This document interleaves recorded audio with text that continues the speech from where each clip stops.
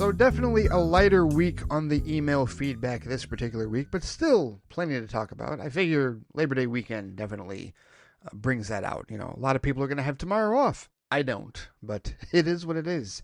But here, let's dive headfirst into this week's feedback, the letters that we do have to talk about.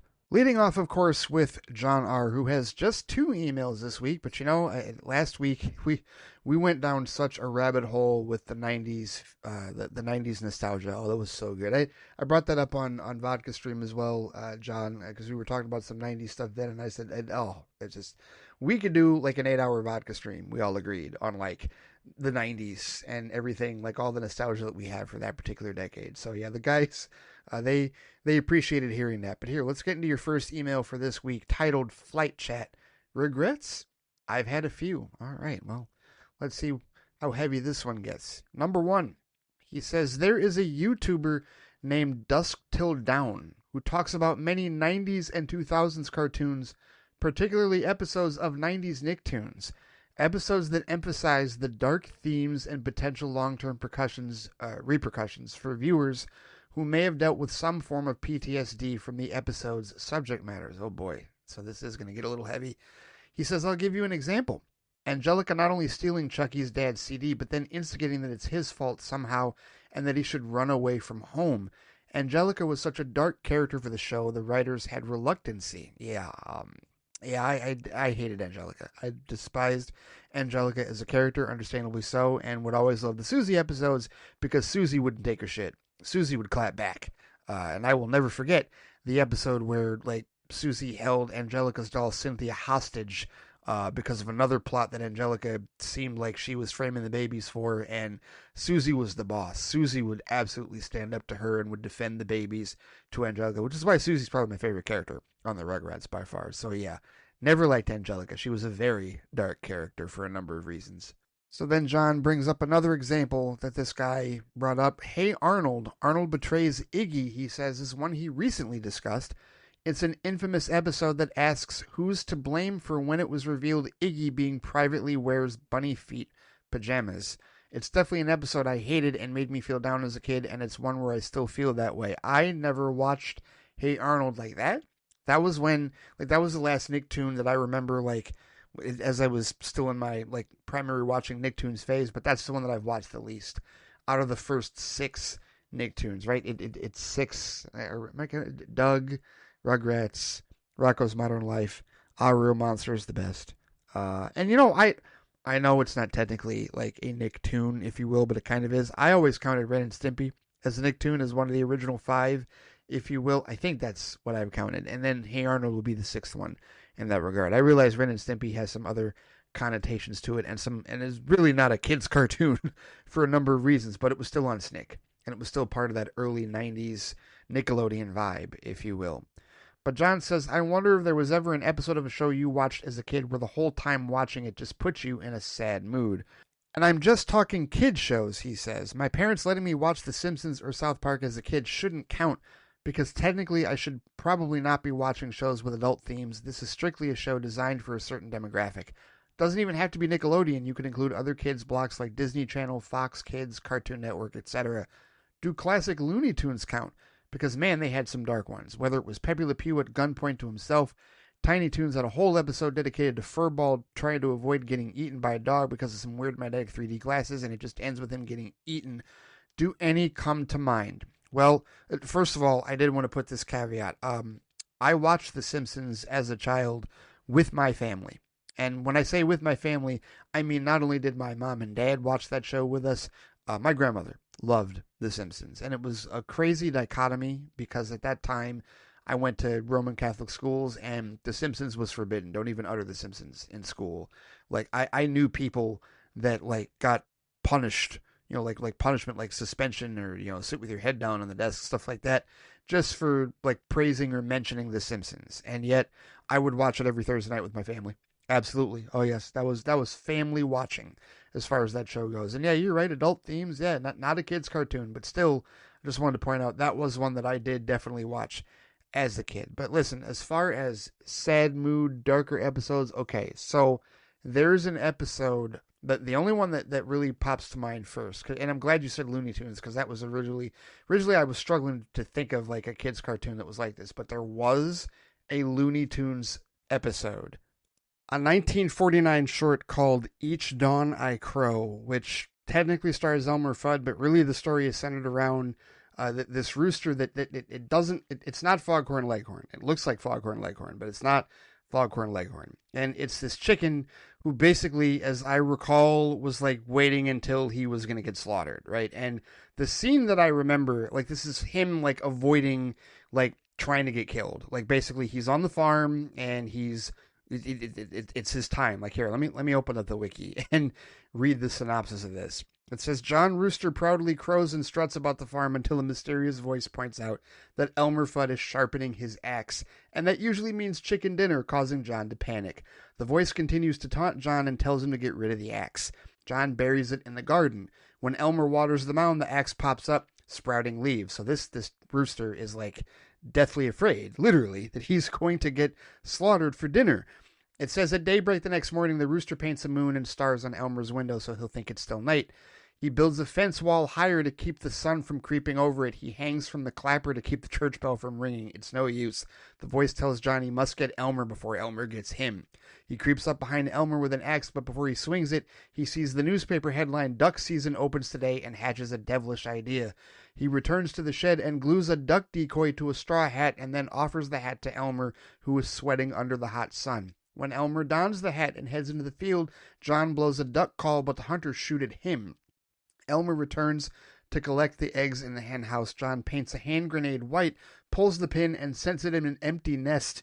Elmer hears the egg grenade ticking and thinks it's about to hatch, so he makes John sit on it. When it hatches, it blows John to the top of the weather vane. Elmer grabs his axe and says it's time to do the disagreeable job. John panics and runs smack into a tree. Elmer swings his axe, but John ducks and the blade hits the tree. Elmer then shoos John away so he can finish chopping down the tree.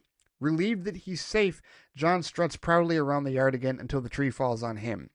John Rooster, having been defeathered and lost his sanity, now roasts in the oven for dinner, and Elmer invites his unseen friend Roscoe over to his house for an unexpected chicken dinner. So the thing is, this episode ends with the rooster in the oven, like basically taking a bath in the basting juices as he's cooking, right? And it doesn't look like he's cooking. It looks like he's taking a bath, but that's totally how the episode ends. The rooster is going to die. The rooster's going to get eaten in that regard. But that's not even the shot of this that I remember as a kid. The shot that I remember, there is a shot in the middle of this episode where he's kind of resigned to his fate for a bit, and it's literally him sitting in a chicken coop, chain smoking cigarettes as the clock ticks with like red eyes, right? That's the shot that I remember the most, not only because of like what it signified, but also just in how hilarious it looked. Like, wow, it's almost done. It's over.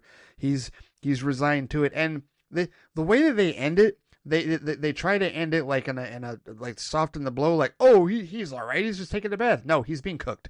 He's being cooked in the oven. Yeah, that's dark.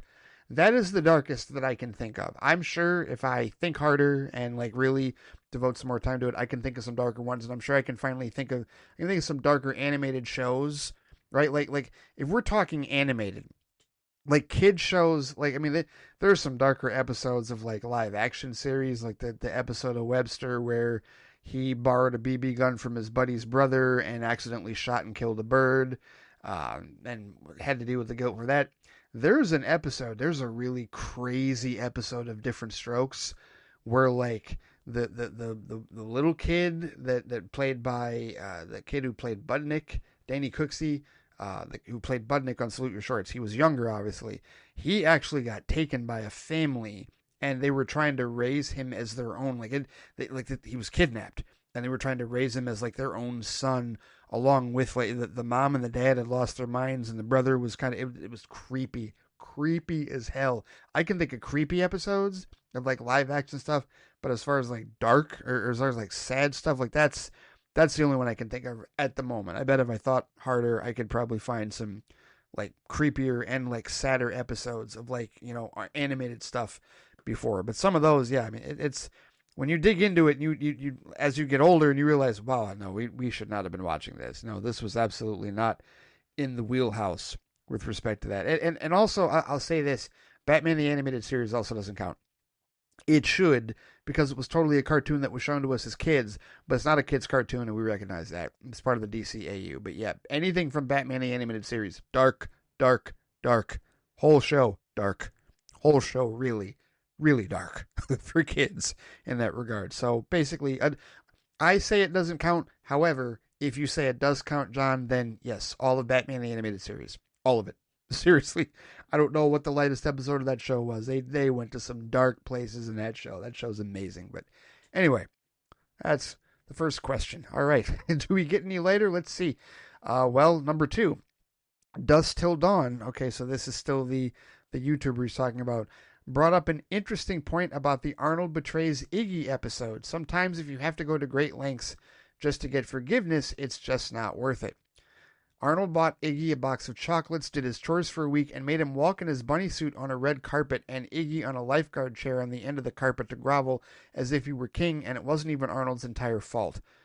Arnold promised not to tell the secret to his classmates, and they were suspicious he was hiding something, and they guessed on their own. Despite Arnold telling him not to say anything, they end up doing so. Have you ever been in a situation where something wasn't all your fault, but a friend got so mad at you that nothing you did would ever change their mind? There's a few people that I've dealt with like that, but there's this one individual, he says. I'll call him Jerry just in case he ever hears this show. Ever since kindergarten, we would have an on-again, off-again friendship. When we were playing on the monkey bars at recess, oh, this is a long story. Okay, here we go. He says when we were playing on monkey bars at recess, he was hanging on the monkey bars. I jumped on him and he couldn't let go of the monkey bar, and I accidentally broke his arm. Ever since that day, he acted callous towards me. He would ask everyone at school if he wanted to come to his house right in front of me. When I said I wanted to come over, he said no. When my own 3-year-old brother came with my folks to visit my school, he asked my own brother if he wanted to come over, and I think he did it just to spite me. A year later, in first grade, we patched things up, and I even got to finally visit his house. After second grade, he says, we swapped schools and didn't see each other again until summer camp after third grade. One day at camp, the campers played a game called GAGA. It was basically dodgeball battle royale inside an hexagon or an octagon ring while covering your knees. All right, never heard of that. When it got dusty and I hit the ball, I accidentally hit his face. Everyone insisted I did it on purpose, and I swore up I couldn't see because of the dust. Jerry hated me for 3 years, thinking I hit him on purpose. We did patch things up when we met in 8th grade, but after that, our interactions were sporadic. When MySpace and AOL became a thing for us, we got reacquainted on there, but the one day in 2007, I was showing him some fan art of the female protagonist of the anime Naruto wearing towels in a hot spring, and I thought he was going to be impressed. Instead, he accused me of being a pervert and blocked me. I should have just ignored it, he says. But I tried to call him and explain that I just wasn't perverted. It's not like they were exposed, and he was being a little hypocritical about it too, since he was once admitted to me that he was sitting naked while on his computer on a hot summer night. Okay, we're revealing some stuff here, John. But he says, we reconciled briefly, but then when I was hyped about Obama being president, I wanted to hear his thoughts, and he said that he didn't care about politics, and he accused of asking him the same question too much and blocked me again. 2 years later, when both get Facebook, we were okay. 4 years go by, he gets mad when his PS4 breaks, and I ask if he's having some bad luck, and he gets mad, threatens to block me, and then I say I hope it works out, and that triggers him, and I get blocked again. I wrote an angry letter this time at how pissed off I am at his irrational behavior towards me. I saw him at a Power Rangers convention a year later. I was still angry, but a mutual friend who has remained consistently his friend since kindergarten was also there, and I tried to be cordial, and then a year later we bump into each other, and we're okay after that. For a few years, we seemed fine, although at one point he told me randomly he decided to block me one day, but then changed his mind. As of this email, we aren't on any friends list on any social media account, but I did message him about his mentality of me that I am no longer going to reach out to you. I can't be around people who play Two-Face with me. If he truly wanted to be my friend, he would have found a civilized way of doing so a long time ago. Clearly, this dude has some psychological PTSD from when we were kids that he hasn't been able to properly deal with. I don't know if you've ever dealt with an individual like Jerry before, but what would you have done? Not any of what you did.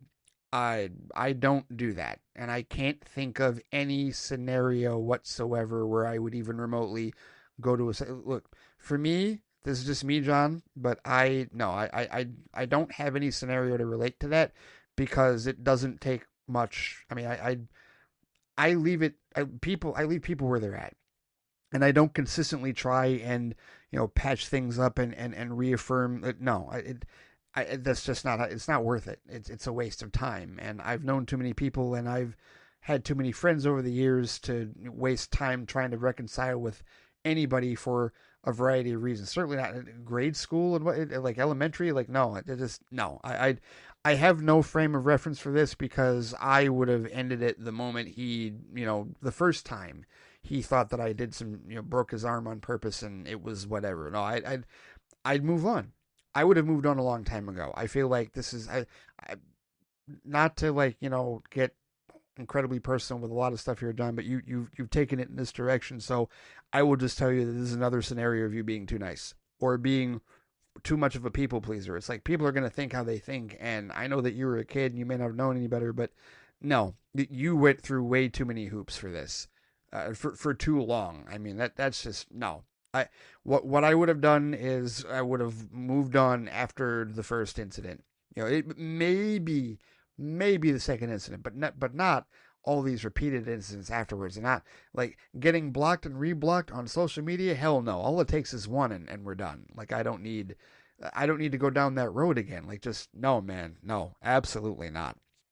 But continuing, John says, now as I'm approaching 36, I realize that he just isn't worth the time and energy anymore. I wish you had figured that out many, many, many, many years ago, John. But he said, I once put in the same amount of energy Arnold did for Iggy as I did for Jerry, but it just wasn't worth it. Jerry was a spoiled rich kid and got everything handed to him. It's tempting being friends with someone with money, but it's also not worth it if they don't give a damn about you. Correct. 1,000%. He says, I do have that regret of hurting Jerry at 5 years old, but I also have my own life to live. I have been trying more and more to set boundaries with people. Honestly, the toxic fan behavior online I see a lot reminds me of Jerry to a degree. If Jerry didn't actually have PTSD or some type of disability and was just trolling me, then yeah, it tells me people will go to great lengths to know you're weak and will feel entitled and superior to you. I refuse to let Jerry be my superior if he's going to be a dick to me for 30 years. Is there anyone in the real world like that you had to deal with? Sorry that this email is so long. I think I'll conclude this email here. Yeah, that's a good idea, John, because this was getting way too personal. And no, like I said, no, not for 30 years. Absolutely not. Entirely too long. There have definitely been friendships that I've ended and friendships that have been lost because of misunderstandings and whatnot, or because people just, flip their personality in a dime, but not that long. Absolutely not. Nope. Certainly not. I have never been in a situation that long where I would keep trying to go back to the well for anybody's friendship or for anybody. No, absolutely not. So I'm sorry. I do not have a frame of reference to connect to any of that because I would not have spent that much time trying to resolve a situation with somebody that felt that particular way about me. No, not at all. So getting into John's second email, it doesn't seem like this is going to be any less heavy because this one is titled Removing Toxic People Out of My Life. All right, here we go. We're getting into some nitty gritty here. John says, number one, I'm fed up, Ray. I'm fed up dealing with toxic people and people who don't feel like real friends to me, so I did what I thought I never would do, block them. I don't want to see their posts. I don't want to be involved anymore with their lives. A former friend / acquaintance hasn't visited me in 4 years and doesn't even live that far from me. His wife is also terrible to not just me, but also some of his friends and family, but he doesn't care. He's too blinded by love, chemical dependency. Screw him. I would never sell out my family for sex and surface level comfort. Wow.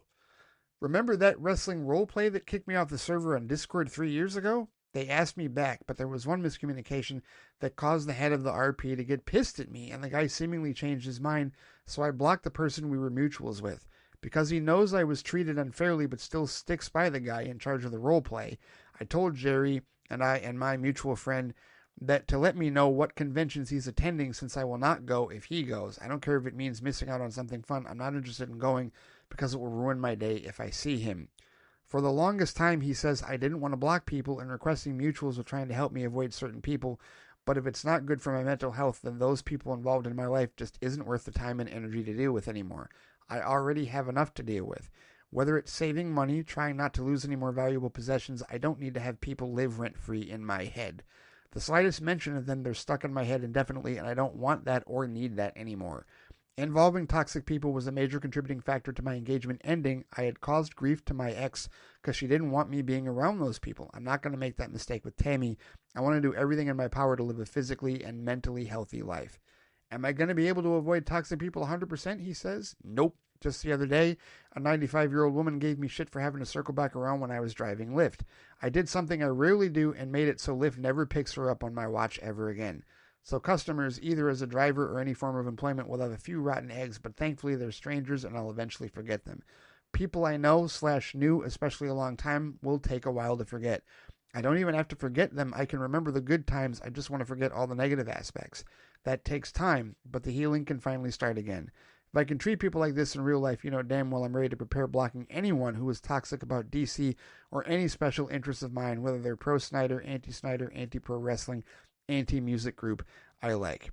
Wow. Well, John, I wish it had taken you sooner than 36 to realize this, but better late than never. Better late than never. So congratulations to that realization that your personal peace and sensibilities are far more important than trying to please any toxic asshole out there.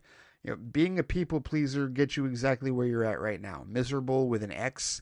And I don't know the situation inherently between your ex, but if that was a major factor where she didn't want you hanging around toxic people and you were actively defending toxic people instead of siding with your ex, then yeah, I could see where that would be frustrating. And that is unfortunate that you had to learn that lesson the way that you did. But at least you know that you don't want that to happen with Tammy, which is a good thing because, yeah, that's a problem, man. You never, ever put toxic assholes, regardless of how much you think you may want them to like you, never put them ahead of yourself or anybody that is especially close to you.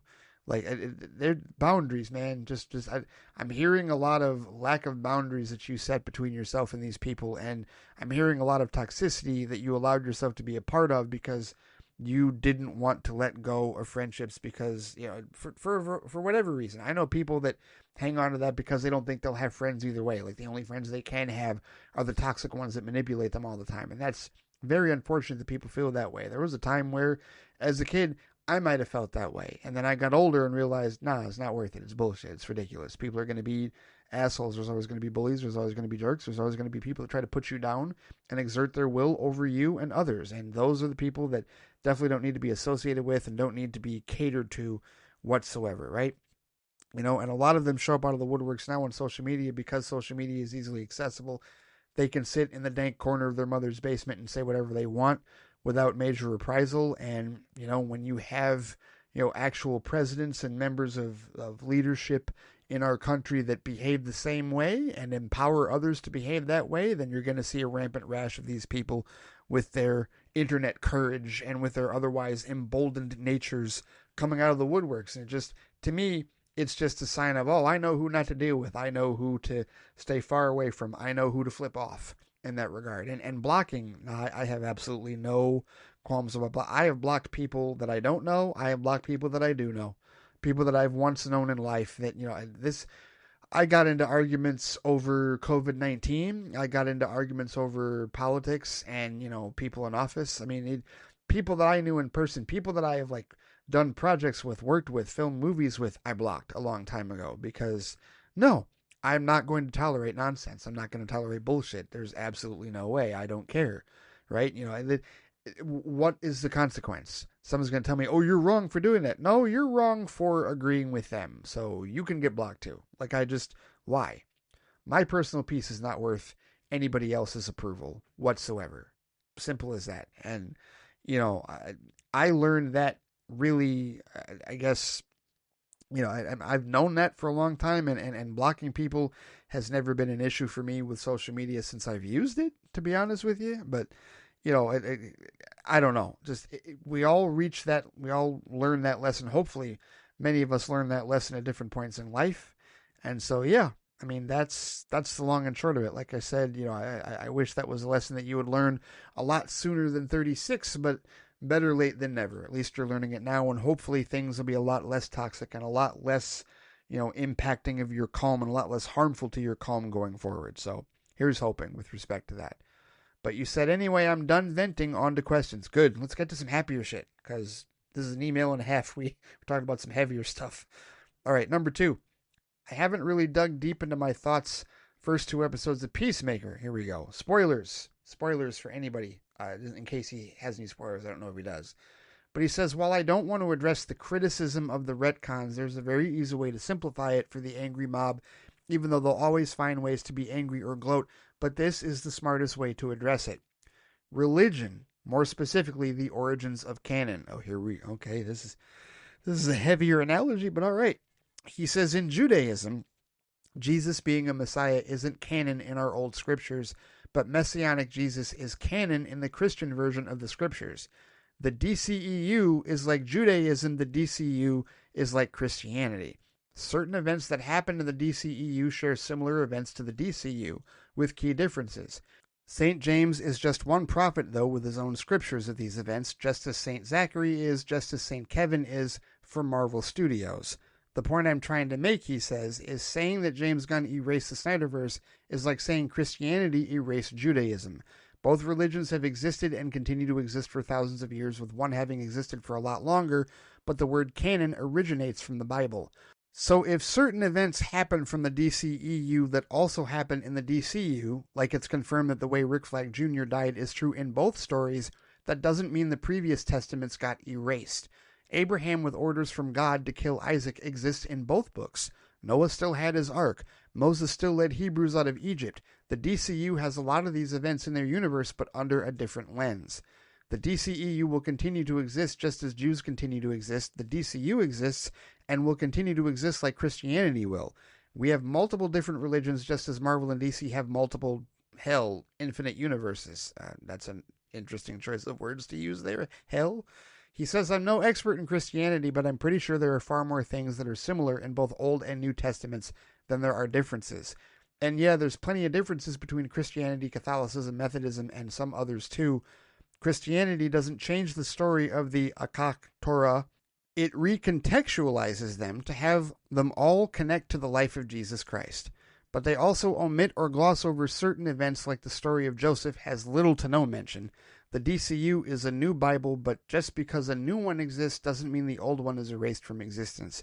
I would argue that the old DCEU is split into two testaments as well. The foundational canon of St. Zachary, Man of Steel, Batman v Superman Dawn of Justice Ultimate Edition, David Ayer's Suicide Squad, Wonder Woman, Zack Snyder's Justice League, Aquaman, possibly Shazam 1 and 2, possibly Birds of Prey and the Fantabulous Emancipation of One Harley Quinn, possibly The Flash, possibly The Suicide Squad, possibly Peacemaker Season 1, possibly Blue Beetle, possibly Aquaman and the Lost Kingdom. Black Adam is iffy since Superman isn't wearing his black suit. Wonder Woman 1984 is iffy because it would contradict certain events Snyder established. Wonder Woman 1984 is a film that absolutely would exist under Hamada because he never gave a crap about canon like that. The foundational canon of the false prophets Whedon, Emmerich, Johns, Hamada, and Sarnoff. Man of Steel, Batman v Superman Theatrical, Studio Squad, Wonder Woman and Wonder Woman 1984, Justice League, Aquaman 1 and 2, Shazam 1 and 2, Black Adam, Birds of Prey and the Fantabulous Emancipation of One Harley Quinn, The Suicide Squad, Blue Beetle. The Flash is iffy since it does acknowledge the events of Zack Snyder's Justice League.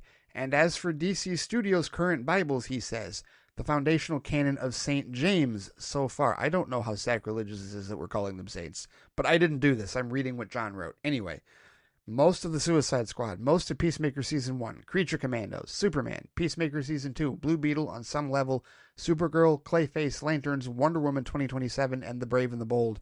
The foundational canon of St. Matthew, the Batman, the Penguin, the Batman Part 2, not to mention the current Elsewood stories being told at the moment, such as My Adventures with Superman, Teen Titans Go, Injustice, etc.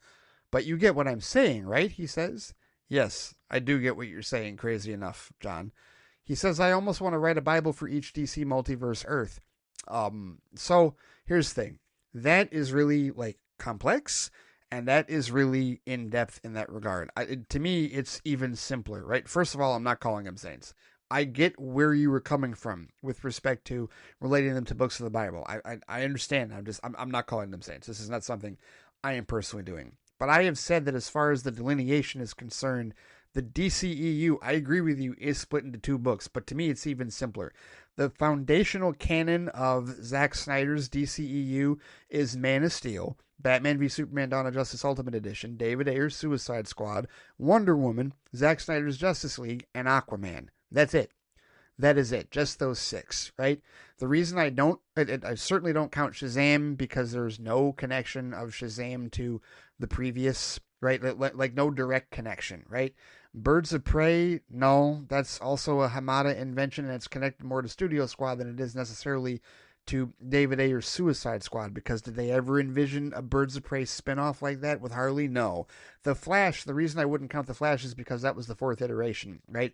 Remember, it went through 4 directors and several writers. The fourth iteration of it, the one that finally miraculously saw the light of day that we could actually see, wasn't really connected to the previous. And neither was Suicide Squad or Peacemaker Season 1 or Blue Beetle, and really not Aquaman and the Lost Kingdom. And Black Adam as well, because and the thing about Black Adam is it has nothing to do with the fact that he isn't wearing the black suit, because remember, when he went to go get the black suit, he still had an undamaged version or maybe a repaired version of his regular suit also in the ship with him. He chose the black suit. And also, like, that was a choice that Zack Snyder made. Like, if Justice League had if there was ever only one version of Justice League, and the theatrical version of it was the theatrical version of Zack Snyder's Justice League like it was originally intended, he probably would not have been wearing the black suit. He probably would have been wearing the original blue and red suit, like we're customarily see him in that regard, right? So the Black Adam thing, that was just him being shoehorned because, again, they were trying to build the $7 Snyderverse. So that's why I don't consider it any of the Zack Snyder canon. That's the false prophets canon, if you will, right? Whedon, Emmerich, Johns, Hamada, and Sarnoff, right? And it's also why I wouldn't include Man of Steel or BVS Theatrical there, because they did everything they could after BVS Theatrical to distance themselves from Zack Snyder, so they don't consider it foundational canon whatsoever.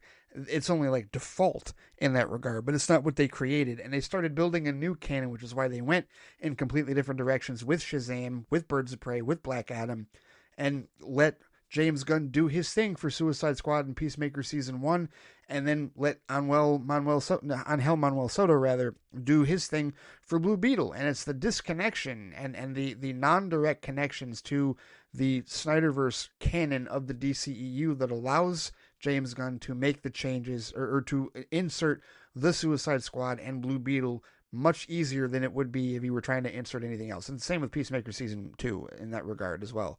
Because all he's got to do is make a minor change here or there, and there it is, because it's barely connected to any of the priors in that regard. So I also would not call Matt Reeves's universe any part of canon. Like, that's not another book of the Bible, because that's a completely different universe. I mean, these are all completely different universes, but there is no overlap whatsoever, right? There's no scenario where the events of what happened in the DCU or the DCEU also happened in the events of the Batman Epic Crime Saga. They did not.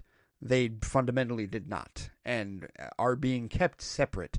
So that would be more of an Elseworlds. In fact, I would count that under the current Elseworlds stories being told, like you said, with My Adventures with Superman, Teen Titans Go, Injustice, and also the 2 Joker movies, certainly the Joaquin Phoenix Joker films as well. So I hear you with respect to that. So yeah, that was an interesting analogy, but I completely understand where you're coming from with respect to your explanations on that. All right, good deal.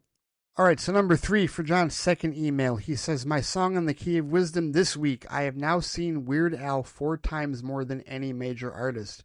All right. John R.'s Bible of Major Attended Concerts Revised.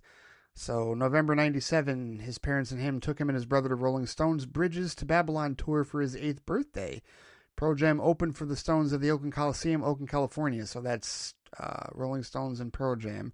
September 2006, my dad took me to my first concert in almost a decade. Chevelle, Hoobastank, and Hinder opened for Nickelback at the Arco Arena in Sacramento, California.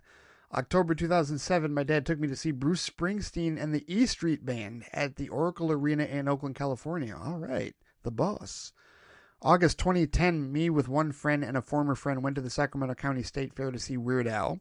November 2011, me and a friend saw Weird Al at the Wells Fargo Luther Burbank Center in Santa Rosa, California. This was my second time seeing him. Also November 2011, opening act, The Hours, Noel Gallagher's High Flying Birds with a former friend at the Orpheum Theater in San Francisco, California. April 2014, Arlo Guthrie, Marine Center, San Rafael, California. May 2015, Noel Gallagher's High Flying Birds, The Warfield, San Francisco, California. My second show. June 2016, Three Doors Down, Wells Fargo, Luther Burbank Center. November 2016, Sun 41 Regency Ballroom, San Francisco, California. July 2018, Weird Al Marin County Fair with a friend, my third time seeing him. All right. August 2019, Ringo and his all-star band, Paramount Theater with my dad, my friend, my dad, and his dad, Oakland, California. March 2023, Cheap Trick with my mom, Hard Rock Hotel, Hollywood, Florida. So it took you a couple years after the pandemic to go to another show. Understandable. June 2024, Alameda County Fair with Laura, the band, ex-ambassadors, Pleasanton, California. August 2025, so recently. There we go. Sonoma State University with my friend, opening act, Puddles the Clown / Weird Al, my fourth concert, a record for me. Also, you are going to see Oasis with your brother in Pasadena, California, in the Rose Bowl. That's your third time. It'll be your third time seeing Noel Gallagher live in September. In October, you're going to see the Beach Boys with a friend at Blue Note in Napa, California. And in November, you're going to see Jesse McCartney, AT&T Park, San Francisco with Tammy. Okay. Yeah, you live in the California area, clearly, like out west. All right. Fair enough. Well, that's 4 times seeing Weird Al Yankovic. I cannot relate because I don't go to concerts. I don't really see live shows. I could have gone to some this past weekend because they had the Detroit Jazz Festival this past weekend. Labor Day snuck up. Labor Day just all of a sudden was like here. Like I wasn't even thinking that it was like on the way or like close by, but here it was. And it's always Labor Day weekend when they have the Jazz Festival in Detroit. And so that's the closest I've been to like seeing concerts is seeing like jazz artists. Would I ever go to concerts? I'd think about it. You know, I'm not really, I'm more into instrumental music than I am into vocalists. And there's a lot of the artists that I would go see in public don't tour here. And, you know, like I would have to like go to England or like Japan to see a lot of my favorite artists, like honestly, or at the very least have to go to a different city. Like they don't come to Detroit very often. I'd have to go to a Chicago or a New York or an LA or San Francisco or something like that. Or, you know, I'd have to go elsewhere a considerable distance to see a lot of the acts that I would care to see in concert. So just have not really done it, to be honest with you, but I'm not against it. I'm not above the idea of doing it necessarily. So we'll see, but thank you for sharing that, John. This was a bit of a heavier week of feedback, if you will, with some darker themes and whatnot, but hopefully you are feeling better and you are on your way to achieving some better calm in your life with some of the decisions that some of the realizations that you've come to at this point in your life with respect to toxic people and toxic relationships, etc. and whatnot. So thank you as always for sharing. The feedback is indeed greatly appreciated. All right, next up, an email from Amari Daniels, longtime listener who comments on Facebook and YouTube a lot, but I love when he sends emails because he gets out some more comprehensive thoughts. Welcome, Amari, back to the feedback circle. This email is titled Star Trek on Film. All right. He says, "Hey, Ray, hope you've been doing well. I have a Star Trek question. I'll admit that I'm not a Trekkie or even casual Star Trek fan. I've seen some episodes of The Next Generation, a few of the original films, and the first of the 2 J.J. Abrams films, so I'd probably fall more into the crowd of normies when it comes to Star Trek, though I've had many people recommend that I check out Deep Space Nine. I will join that list of recommended people, people that recommend it, rather. Yes, definitely. You should check out Deep Space Nine when you get a chance." He says, "Even though Star Trek looks to have a good life on Paramount Plus right now, I'm wondering where you, as a Star Trek fan, would like to see the franchise go on the big screen.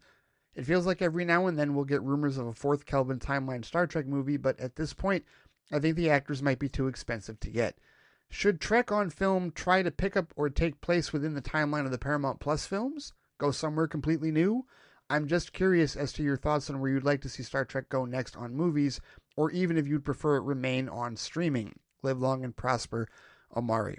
That's a great question, Amari. And, you know, I think I've talked a little bit about the history of Star Trek on Film and why the Kelvin timeline like legitimately exists in this regard. And I think that this is where you get into the business, right? You get into the inside baseball of how all of these studios operate. The important thing to note here that I've mentioned before, and I'll bring it up here again, is that there was a time where Paramount and CBS were not together. They had actually divorced as companies, if you will. And this was, I want to say 2005 was like when they had officially split up the last time before they remarried, if you will. And the problem, of course, with this is that when it comes to Star Trek, the movie rights and the film rights were divided between the two companies. Paramount had the movie rights, whereas CBS television had the TV rights. And so the reason that the Kelvin timeline exists is because Paramount did not have the rights to be able to connect it to the Prime timeline. So they had to make an alternate timeline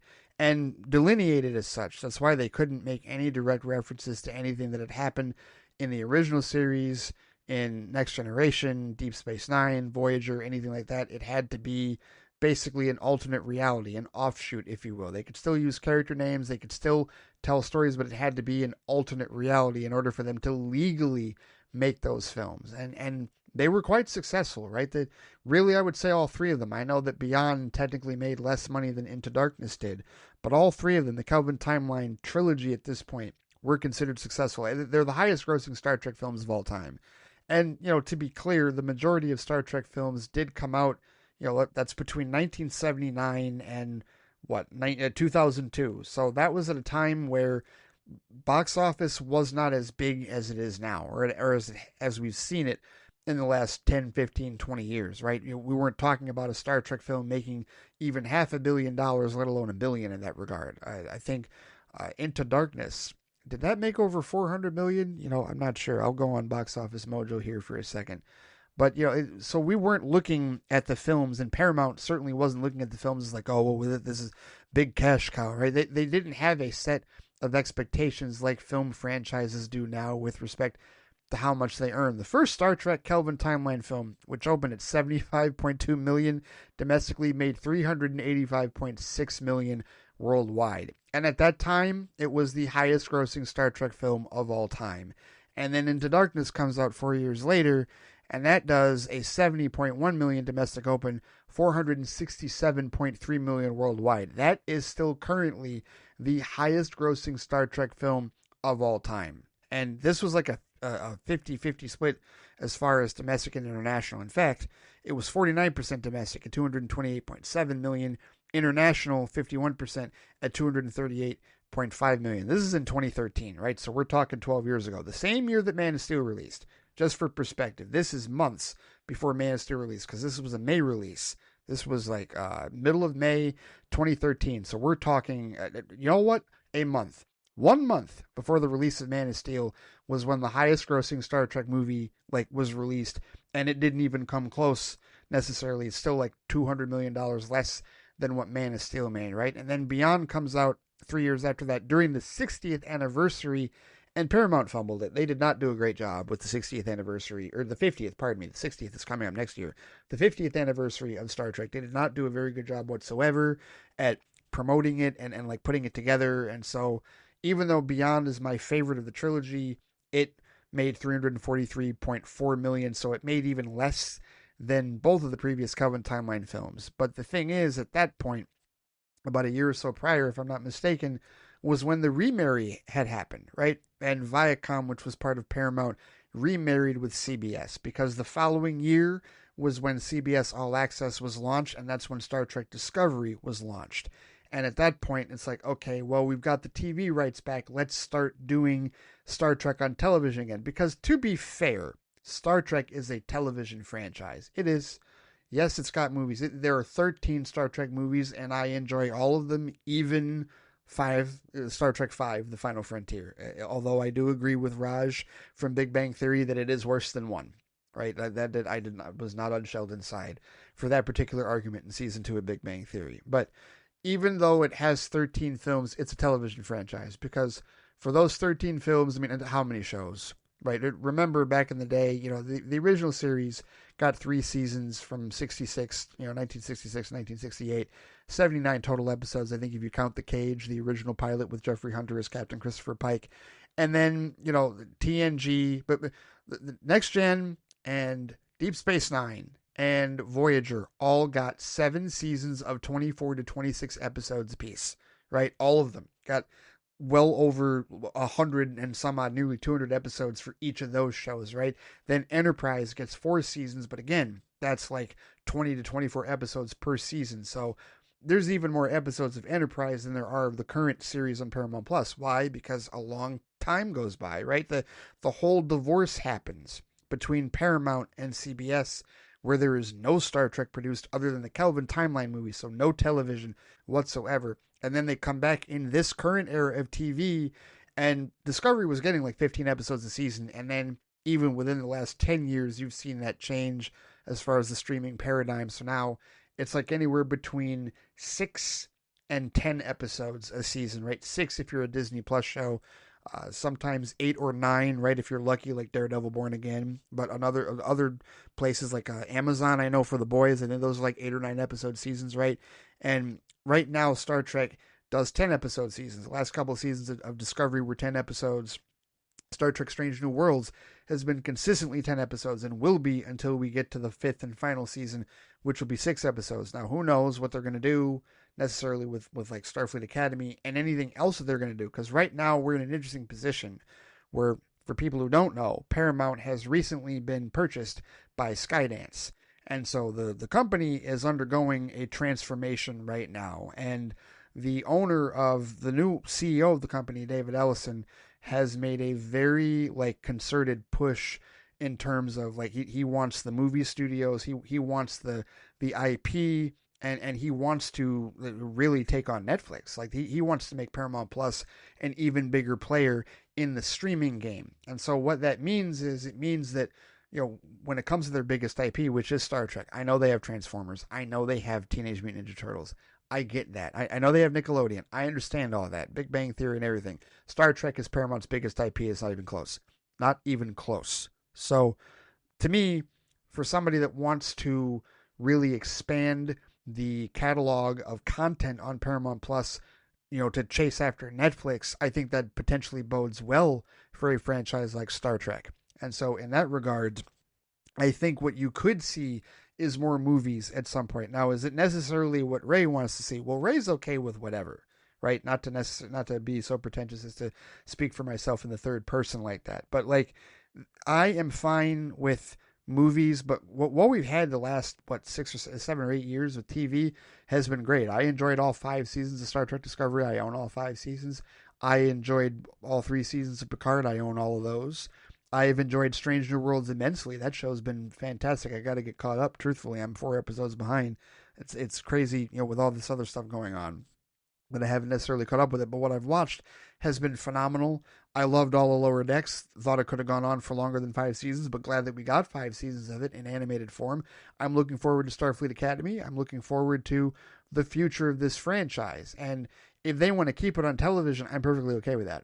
I am. I'm perfectly okay if they just want to stick to TV. But in the event that they do want to go back into movies, I think that I would probably prefer Prime Universe movies. I would. And I know they've done one, you know, one that has been met with sound criticism, or maybe not sound, but like roundly met with criticism, I guess is the best way I could put it. Because I don't agree with a lot of the pretentious criticism of Star Trek Section 31. And the reason I don't agree with it is because, you know, they clearly were making a different kind of film, you know, and they put Michelle Yeoh at the center of it.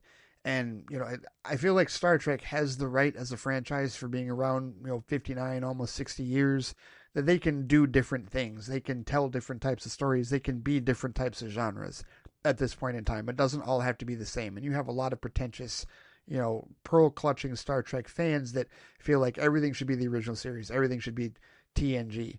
Right, and they don't even want things necessarily to be like DS9 or Voyager or the latter, because a lot of the DNA for Star Trek Discovery does come from DS9, because DS9 was the first Star Trek show to do serialized storytelling.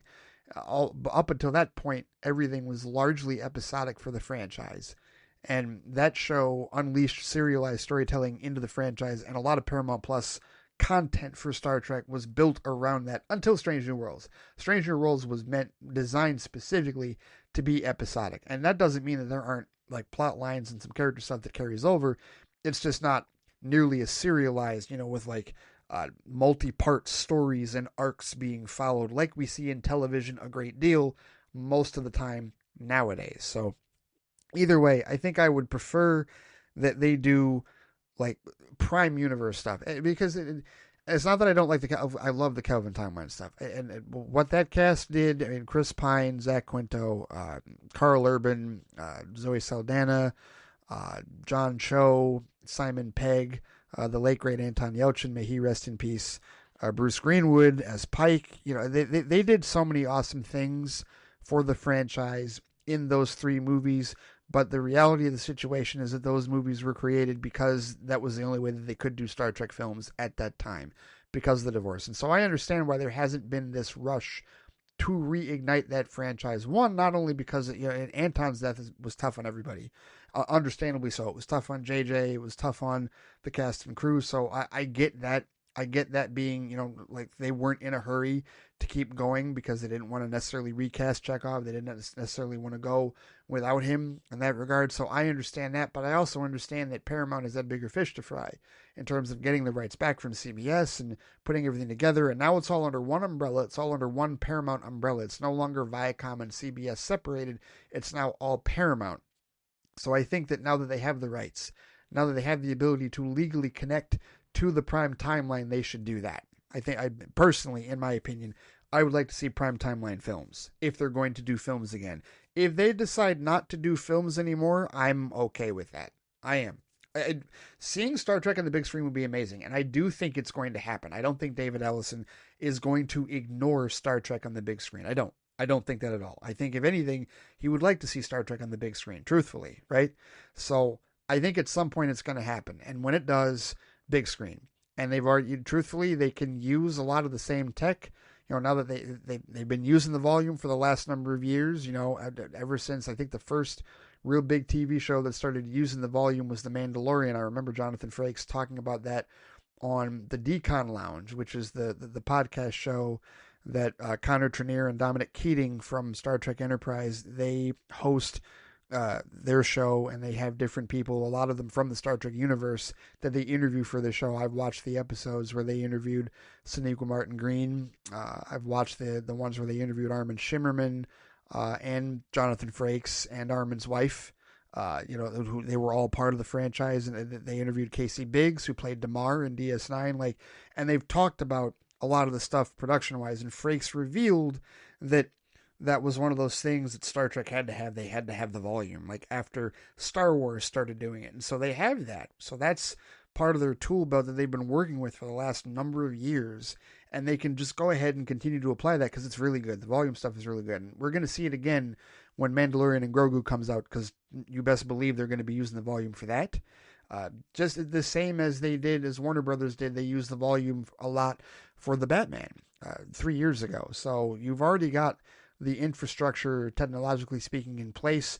The graphics and the visual effects in the current Paramount Plus shows, as far as I'm concerned, are cinematic quality, most certainly, with respect to the ship designs and all the visuals and whatnot. Yes, it is a cut above what you would see on network television or on cable television, absolutely. And I felt that way from the first Pixamondo visual effects in the first season of Star Trek Discovery. So they have everything in place to be able to do feature-length films. I just think they'll be prime timeline, and I would prefer them to be prime timeline if you're asking me for a preference. And again, that is no disrespect to anybody involved in the Kelvin timeline. It's a real tricky situation. It's tricky because they were so good, because they lost Anton. They lost their Chekhov, sadly, very tragically. It was only weeks before Star Trek Beyond premiered in theaters that he died very tragically. A horrible, horrible situation. Anybody knows exactly how that went down. And it's tough from a business standpoint because of the fact that franchise only existed because they didn't have the TV rights and couldn't connect things, and now they can. Now they do have those rights together and they can connect, and it just makes all the sense in the world, because you do a theatrical film from a business standpoint in the prime timeline, and then that could entice people who don't have Paramount Plus yet to get Paramount Plus if they want to see the shows, right? If they want to see Strange New Worlds, if they want to see Starfleet Academy, if they want to see Picard, right? Whatever it is, right? It's a nice gateway into that, and that's how you have to treat it as a business model. If you have a streamer, is you throw anything out theatrically that has anything to do with the franchise that you've got on your streamer, and you want that connection, right? People don't want you, Kevin Feige doesn't just want you going to see Spider-Man Brand New Day and Avengers Doomsday next year, or Fantastic Four First Steps right now. He wants you on Disney Plus watching all the other movies and all the shows under the Marvel banner, right? He can use it one way or the other. He can use the streamer to be a gateway to the movies, and vice versa. Really, it's quite honestly, it's using the movies to be a gateway to the streamer. Kevin Smith even, he infamously said some time ago, not that long ago, that he thought that movies would be trailers to get you to the streamer. Something to that effect. I'm paraphrasing what he said, but maybe not quite that dystopian, if you will, but yeah, like I think that's the direction that Paramount will go in, and I think it's the one that I would prefer they go in, to be honest with you. So for content creation purposes, for the future of Star Trek, it is potentially a very intriguing and exciting time for them, because if they really want content to push Paramount Plus into the Netflix stratosphere, they really do want to challenge Netflix as being one of the bigger streamers, then that does mean more content for Star Trek, for their, you would think, for their biggest IP. And there's a lot of room that they have here, right? I mean, you've got timeline-wise, Picard, Star Trek Picard and Star Trek Lower Decks both take place in a continuum after Star Trek The Next Generation, chronologically speaking. And then there's a gap of time between that and the last 3 seasons of Star Trek Discovery. I will not disclose that gap of time, Omari, in case you feel like becoming more than just a casual to the franchise. If you decide to go in a little bit further and explore whatever shows you wish beyond the couple of episodes that you've watched, it is a vast and varied universe, as we're going to see here, because Amr sent in another catch-up email that we're about to get to here shortly. But yeah, there's a lot that they can do. There's a lot of ground that they can tread. There's a lot of stories that they can potentially tell and keep this franchise going, hell, for another 50, 60 years, truthfully, to be honest with you. It is such an iconic franchise, and, it was really it's still probably the greatest cult franchise of all time. And then when you talk about the box office success of the Kelvin timeline, that's when it became the most mainstream. That's when a lot of people that have never seen the shows actually got into Star Trek through those movies and still have only seen those movies. And so that could also be, like, think about those people. Think about the people that got into it for the Kelvin timeline but haven't necessarily glommed onto Discovery or Strange New Worlds or Lower Decks or anything else that's on Paramount Plus. The next time you throw a movie up to get their attention, that could be the gateway for them to become a Paramount Plus subscriber. Quite honestly, I'm not one for predictions, but I could absolutely see David Ellison going in that direction. I could, 1,000%. That would be a perfect way. That would be a nice, neat, and tidy way for them to get more subscribers to Paramount Plus, to use theatrical films within the Star Trek universe as a gateway to get people on the streaming app. So that's where I think, logistically speaking, they can go, and that's where I would prefer them to go. So that's a complex answer to your question, but yeah, that's where I would like to see Star Trek head on film in that regard. But thank you, as always, for the feedback, Amari. Thank you for that question. It's a really good question. I love talking Star Trek, no doubt about that.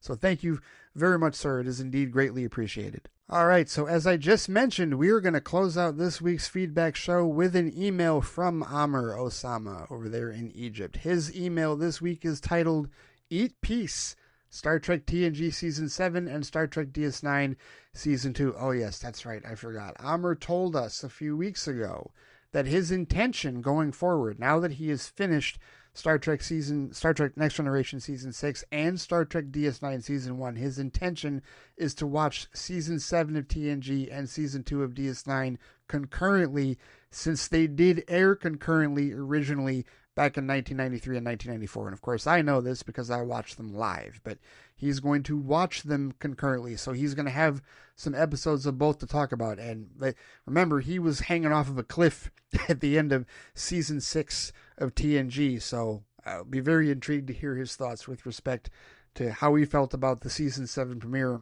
going forward. And we'll see how many episodes he dove into it. But he's got other stuff to talk about as well. So let's start this off. He says, "Hey Ray, hope you're doing well and in good health and spirits.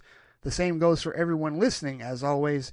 It's been a busy couple of weeks for me, and I wasn't able to send my usual email updates for Flight Chat. Honestly, I just didn't have the energy to put an email together or even watch much of anything.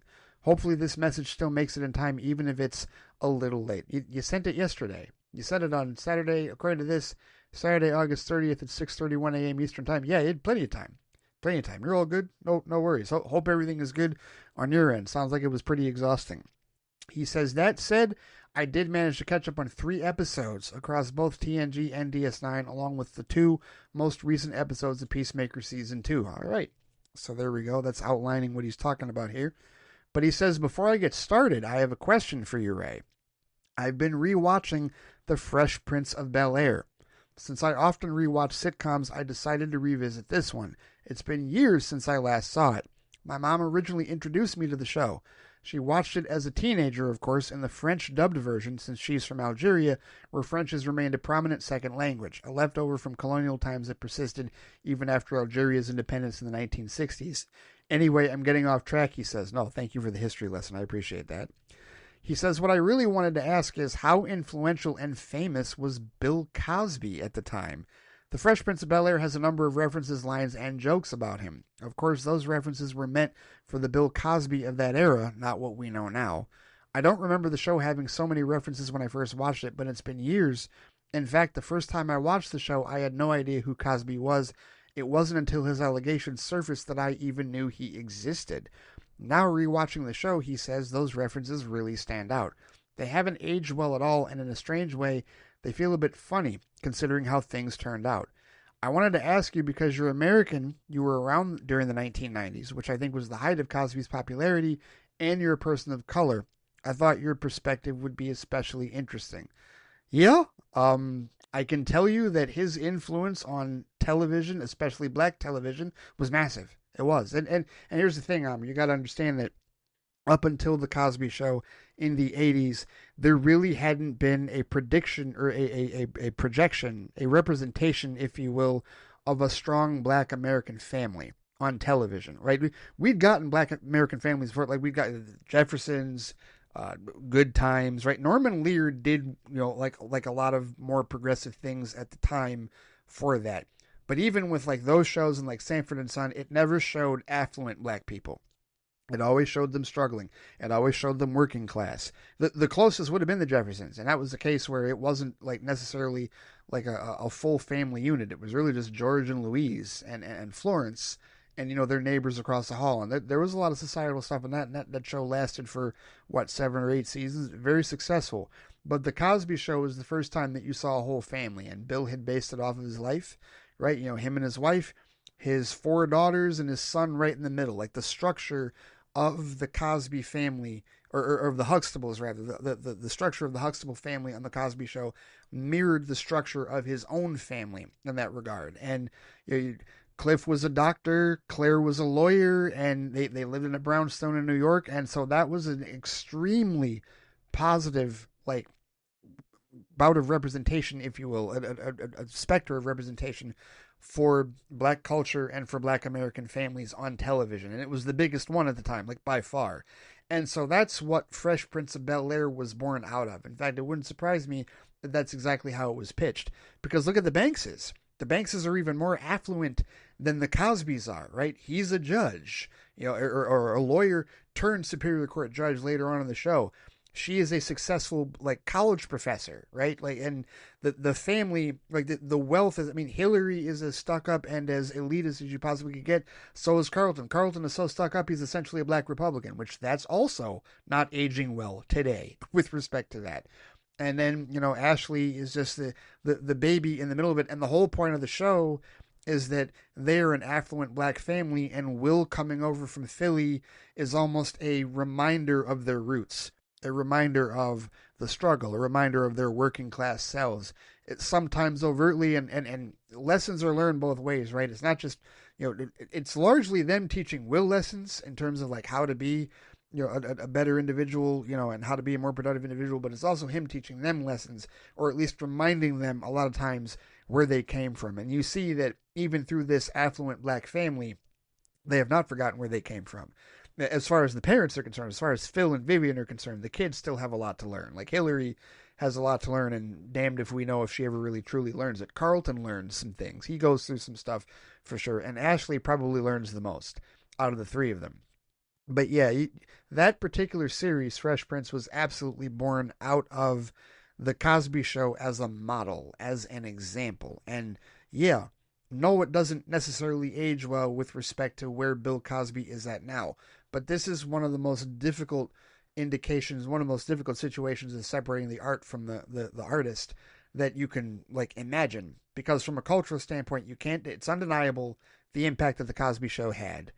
And undeniable, like, how all of us grew up with it as black kids, like growing up in the United States of America. Like that just had an indelible mark on all of us because we saw hope. We saw like a brighter future for ourselves on television, which, white people have enjoyed that their whole lives.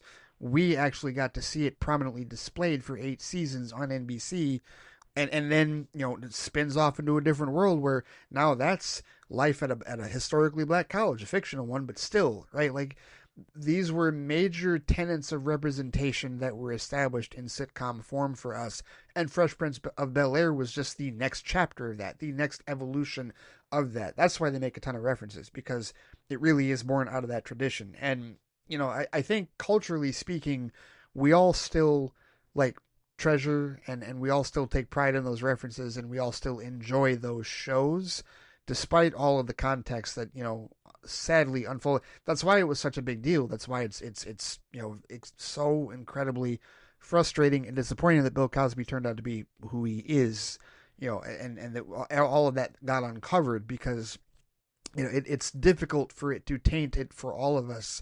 This is why recently when Malcolm Jamal Warner passed, why that was a big deal and that was a resurgence, because we don't blame you can't blame the other cast members for Bill's horrific behavior, right? So you can't blame him. You can't blame Tempest Bledsoe, who played Vanessa. You can't blame Keisha Knight Pulliam, who played Rudy. You can't blame the rest of that cast. But there were so many moments and so many episodes and so many iconic things from that show that we all just have innately. And it's the same with Fresh Prince of Bel-Air, right? So I hear you in terms of there being a ton of Cosby references. All I can tell you is that from somebody, as a black man that grew up in that era and watched all of these shows live, it means something different to us, culturally speaking, in that regard. And I understand if there are people that didn't grow up with it that feel a different way about it. I get it. Generationally, it is very different for those of us within Gen X and certainly elder millennials and whatnot that grew up with those shows, and even into just millennials in general that grew up with Fresh Prince, right? And I know people, as far as favorite black sitcoms, it is Fresh Prince. That is their favorite black sitcom. But beyond The Cosby Show, beyond any other black sitcom out there, Fresh Prince is top dog. And I get it. That show could have gone on. James Avery, may he rest in peace, he said years later that show could have gone on 10 seasons. It could have been the longest running black sitcom. But Will wanted to do movies, and I can't blame him for that necessarily, because he did Bad Boys, he did Independence Day, he did Men in Black.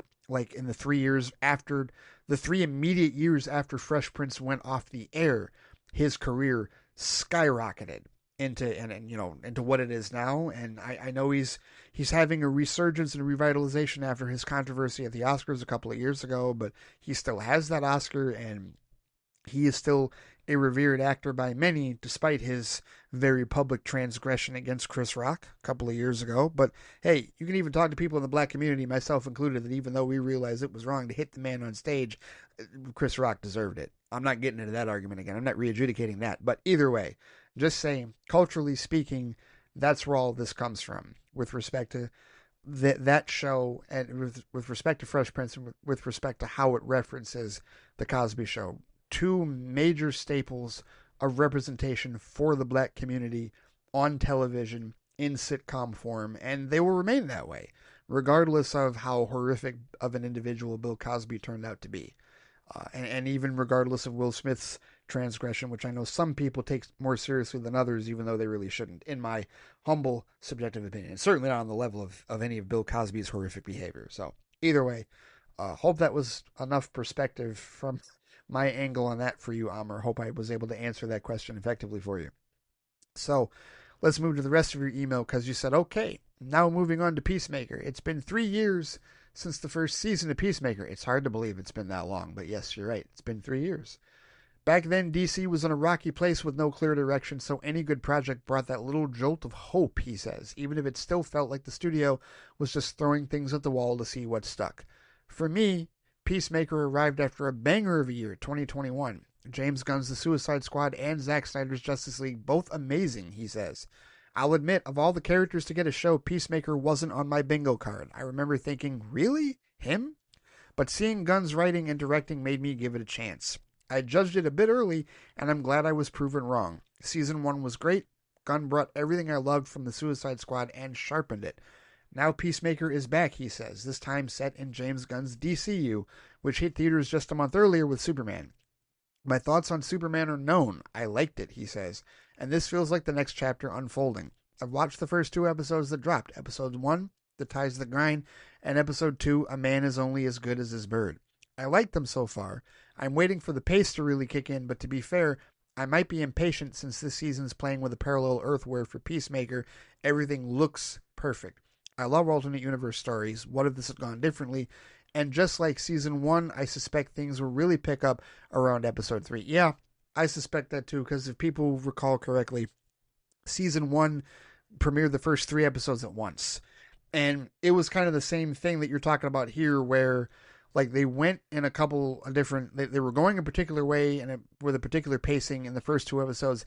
And then when you got to the end of the 3rd episode, you went, oh, okay, that's where this is going. It was like the light bulb clicks, like, okay, now I get it. Now I see what this season is actually going to be about. And it carried that through for the rest of the season. So you're probably right. We're going to get to the episode 3, and we're probably going to have a similar moment where it's going to be like, oh, okay, here we go. Even though, I mentioned this in Flight Box, which I also released today at theflightcast.com. I mentioned that I have some suspicions about what that alternate universe is going to ultimately be for Chris with respect to, it being perfect and maybe not so perfect. And we'll see.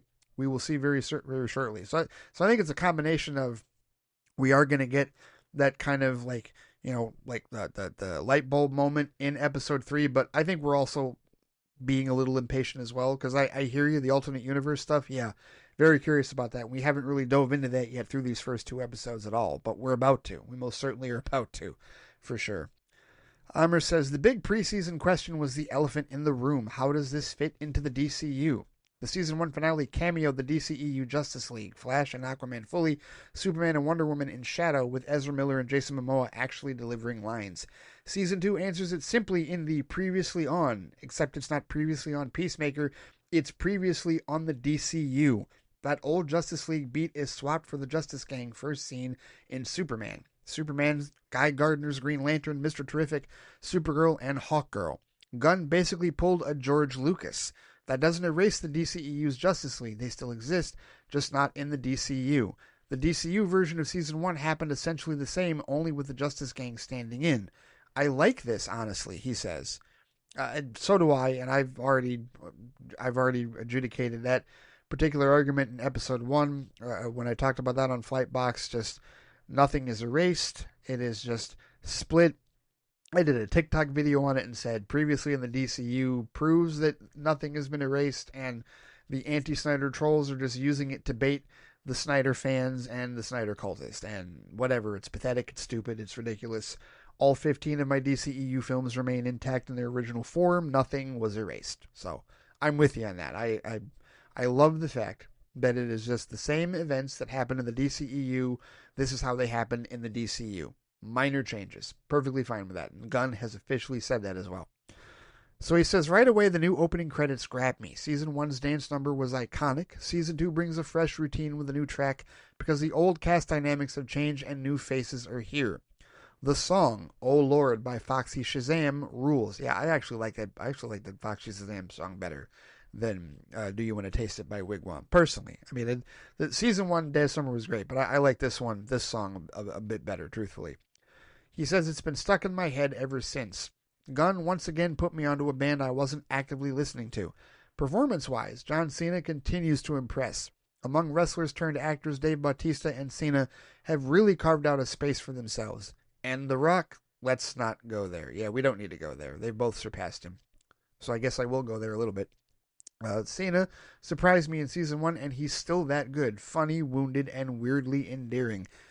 Episode 1, directed by Gunn, checks in on everyone after the Season 1 fallout and gives us a hilarious bit where Peacemaker sits down for an interview with the Justice Gang. Did I put a spoiler alert on this? I don't know if I did. Spoilers for anybody that hasn't seen Peacemaker Season 2 or hasn't listened to my Flight Box review of it. We're going to talk about Episodes 1 and 2 here, and Hammer goes in depth, as he customarily does. So, here we go. He says they think their mic is off, the Justice Gang that is, and start trash talking him, but it isn't. When Maxwell Lord realizes it and blurts out something like, "Oh God, did that bunny lady hear me say all that stuff about her camel toe?" I lost it. The episode also leans into a will they won't they between Peacemaker and Amelia Harcourt, an unexpected pairing which makes it interesting. Season 1 foreshadowed his feelings, Amr says. Season 2 actually dives into it. The fallout from Project Butterfly has everyone involved, except John Economos, basically blacklisted from intelligence work. That hits Harcourt the hardest since that's her entire life. There's a strong apartment scene where she and Chris catch up, hinting something happened between them at a boat party, but she makes it clear she won't pursue anything. Chris leaves upset, numbs with coke, and Gunn immediately reminds us that this show is not for kids with an absolutely wild TVMA as hell orgy sequence. Season 1 had edges. This takes the cake. Yeah, that is there anything past TVMA? Yeah, it was a little past TVMA, yeah. But yeah, definitely. He went full hedonism and didn't work out for him. You said the other big swing in episode 1 is the quantum unfolding chamber, which opens a door to an alternate Earth. On that world, Chris finds a version of his life where his father, Augie Smith, is a kind, loving dad, and his brother, played by David Denman, is alive. Seeing Robert Patrick again is always a win, but watching him play a gentle, supportive father after Season 1's abusive, racist, white supremacist Nazi monster is unnerving in all the right ways. You keep waiting for the mask to slip. The episode ends with our Chris accidentally killing his doppelganger, which is obviously going to set off a storm with that Earth 2 family. Episode 2 keeps the setup rolling, he says, and introduces Flurry, Tim Meadows' character, as an Argus agent sent by Rick Flag Sr. He's instantly hilarious, claiming bird blindness, tossing out the dumbest nicknames, just pure unhinged energy. I've been listening to the After Show podcast with Gunn, and he says Flurry is basically taking over Peacemaker's old ridiculous commentary lane because Chris himself has changed since Season 1. It wouldn't make sense for him to keep saying the same dumb stuff.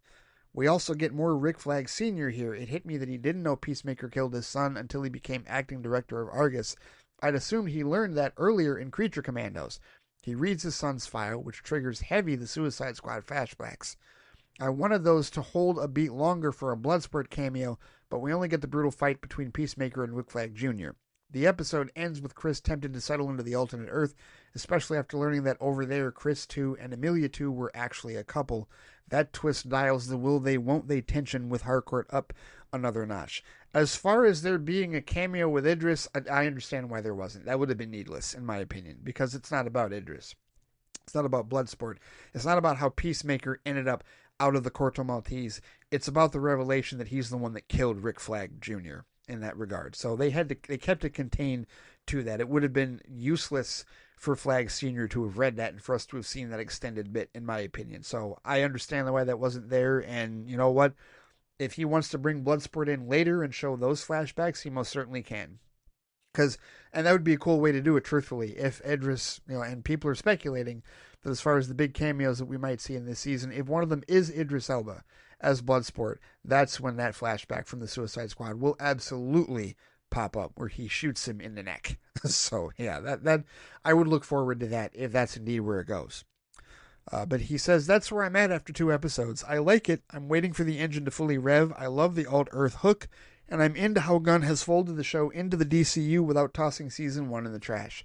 The credits slap, Cena's locked in, Flurry's a riot, and the Harcourt Peacemaker thread has real heat precisely because it wasn't the obvious choice.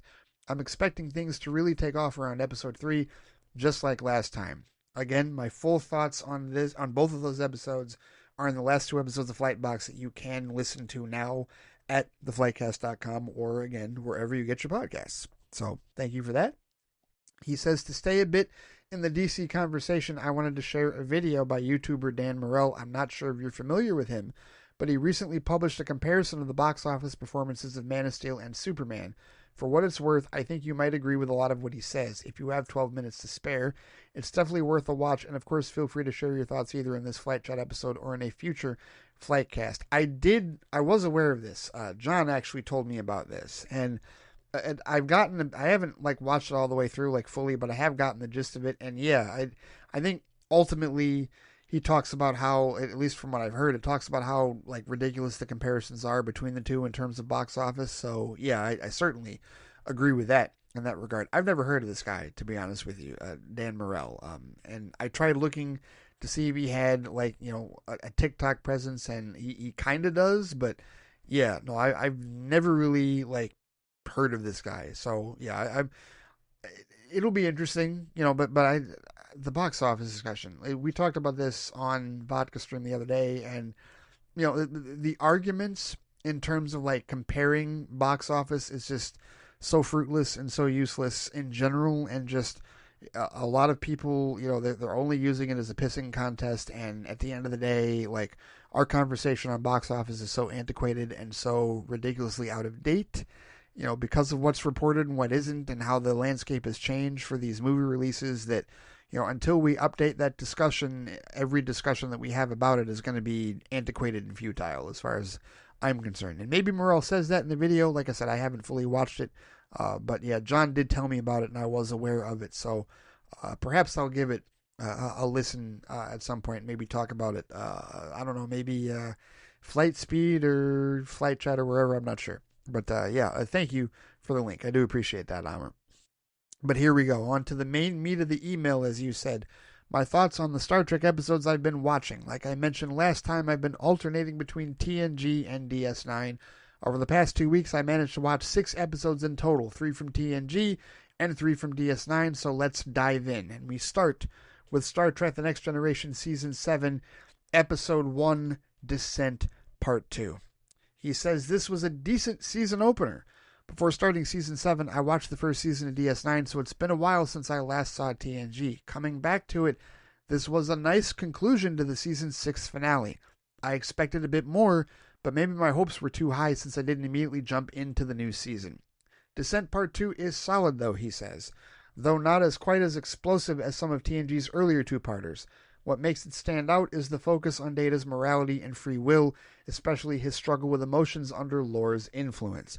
It wraps the Season 6 cliffhanger neatly, but compared to something like The Best of Both Worlds or even Chain of Command, it doesn't hit as hard emotionally or dramatically. No, it does not. I will completely agree with that. And it's kind of unfair because those are like probably the two best two-parters like in TNG history, right? But of course, I'm also partial to Redemption. I love Redemption. That's like one of my favorite two-parters by far. But yeah, no, it's not quite on the level of those. This one is, that is. He says, what I did enjoy was how the episode explored the danger of emotions being manipulated.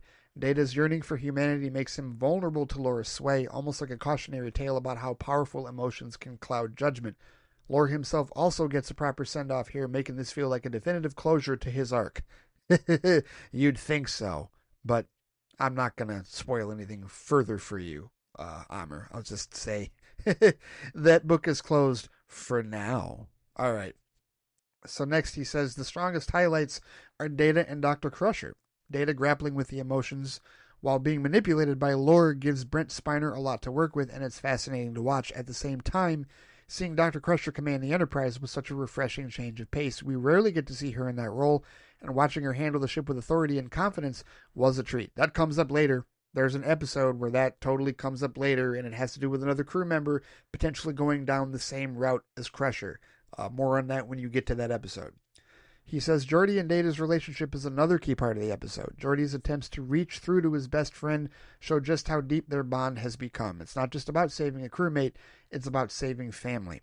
Picard and Troy's efforts to appeal to different aspects of Data's identity also help remind him of who he is, underscoring how the crew collectively sees him as more than just a machine. Hugh's return, I was waiting for you to bring this up, was another pleasant surprise.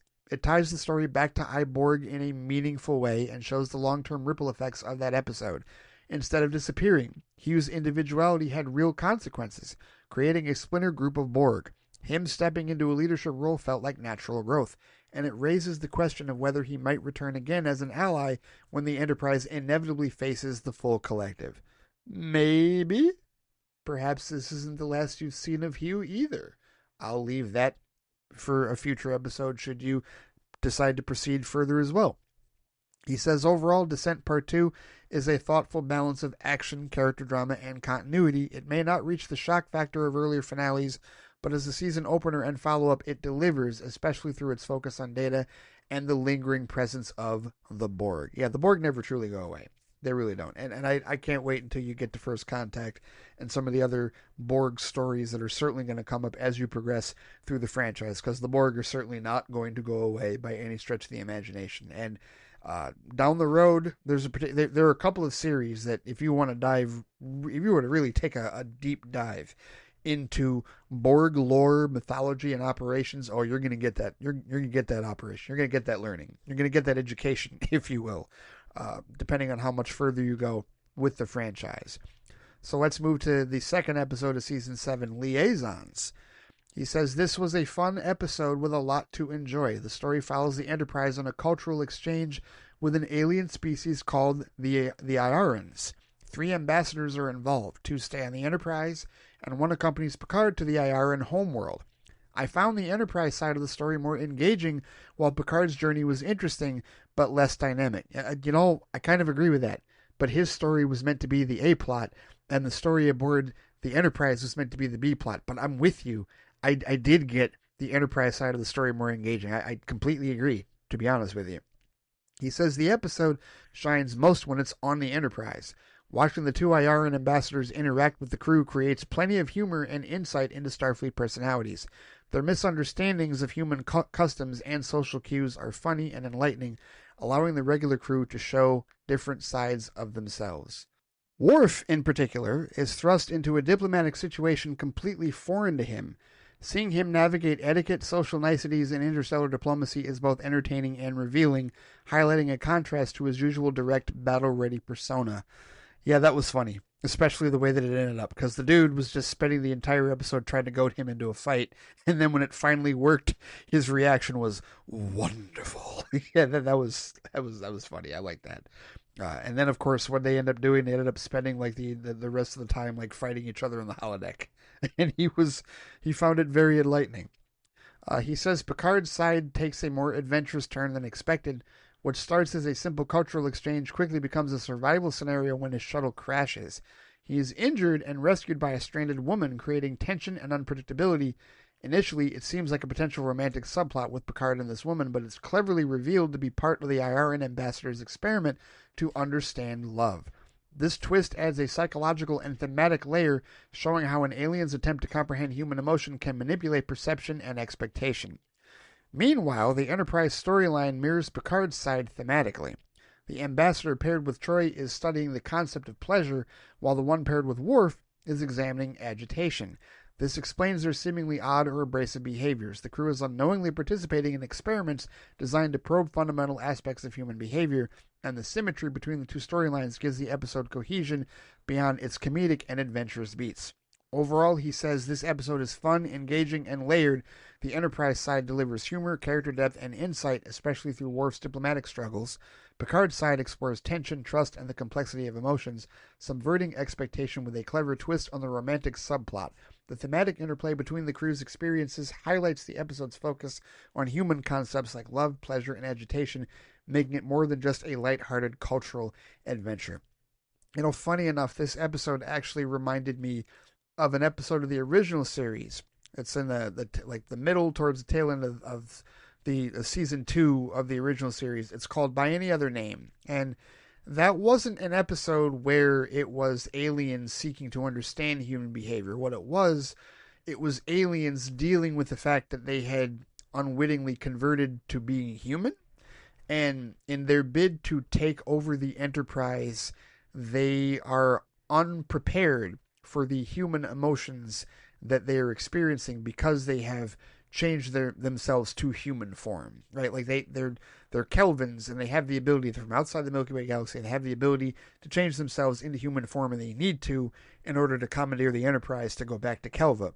But the problem is that that's exactly what Kirk, Spock, McCoy, and Scotty do, is they basically get them in tune with their emotions to overwhelm them and, basically like get them at a weak spot so they can take the ship back over.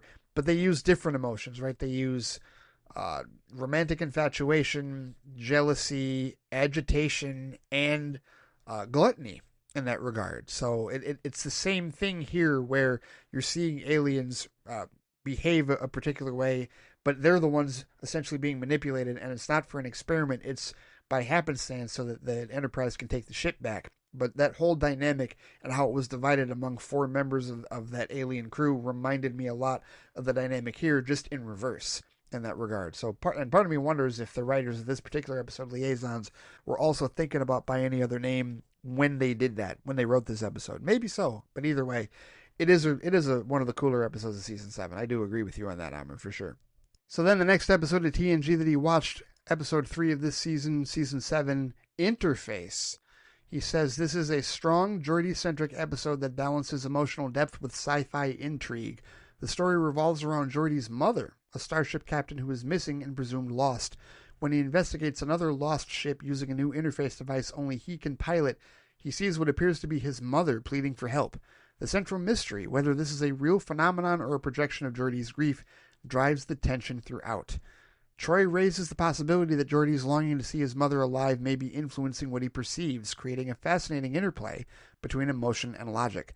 At the same time, the sci-fi explanation, subspace interactions with the experimental engine, grounds the story within Star Trek's universe and keeps the mystery compelling. He says the episode leans heavily into Geordi's perspective, making it both a character study and a technological puzzle. His grief and determination provide strong emotional stakes, while the interface technology externalizes his internal struggle, creating suspense and intellectual engagement. Unlike some other Geordi episodes, this one avoids focusing on his romantic misadventures, letting his intellect, vulnerability, and problem-solving take center stage. Overall, Interface is one of the better Geordi episodes, combining heartfelt character exploration with a smart, suspenseful sci-fi concept. Yeah, and it's interesting. In recent years, the perspective on Geordi's storylines as a character definitely has highlighted the misguided, maybe even in some cases flat out wrong perspective that he had about romantic intentions, especially the Galaxy's Child, the Leia Brahms episode where he finally met her in person. Yeah, that wasn't quite. Yeah, he didn't look good in that episode. In retrospect, he just did not look good. And then even Aquiel in the 60s, okay. I mean, they always went down that road with him, and it was nice for them to not go down that road with him and to give us an episode like this in this regard. Because it seems like anytime he has an episode like this, it involves Data or somebody else and is not exclusively on him. This one was exclusively on him. So I agree with you. It is one of the better Geordi episodes. And also shout out to Madge Sinclair. May she rest in peace. The woman, the actress who played his mother, she played the Queen in Coming to America. She also played the voice of Sarabi in the original animated Lion King film in 1994. She was also the captain of the USS Saratoga at the beginning of Star Trek IV, The Voyage Home, and also want to shout out Geordi's father in that episode, played by Ben Vereen. Ben Vereen, who's been a classic character actor in a number of things, including just going back to Fresh Prince of Bel-Air for a second, Amr. Ben Vereen was Will's father in that episode.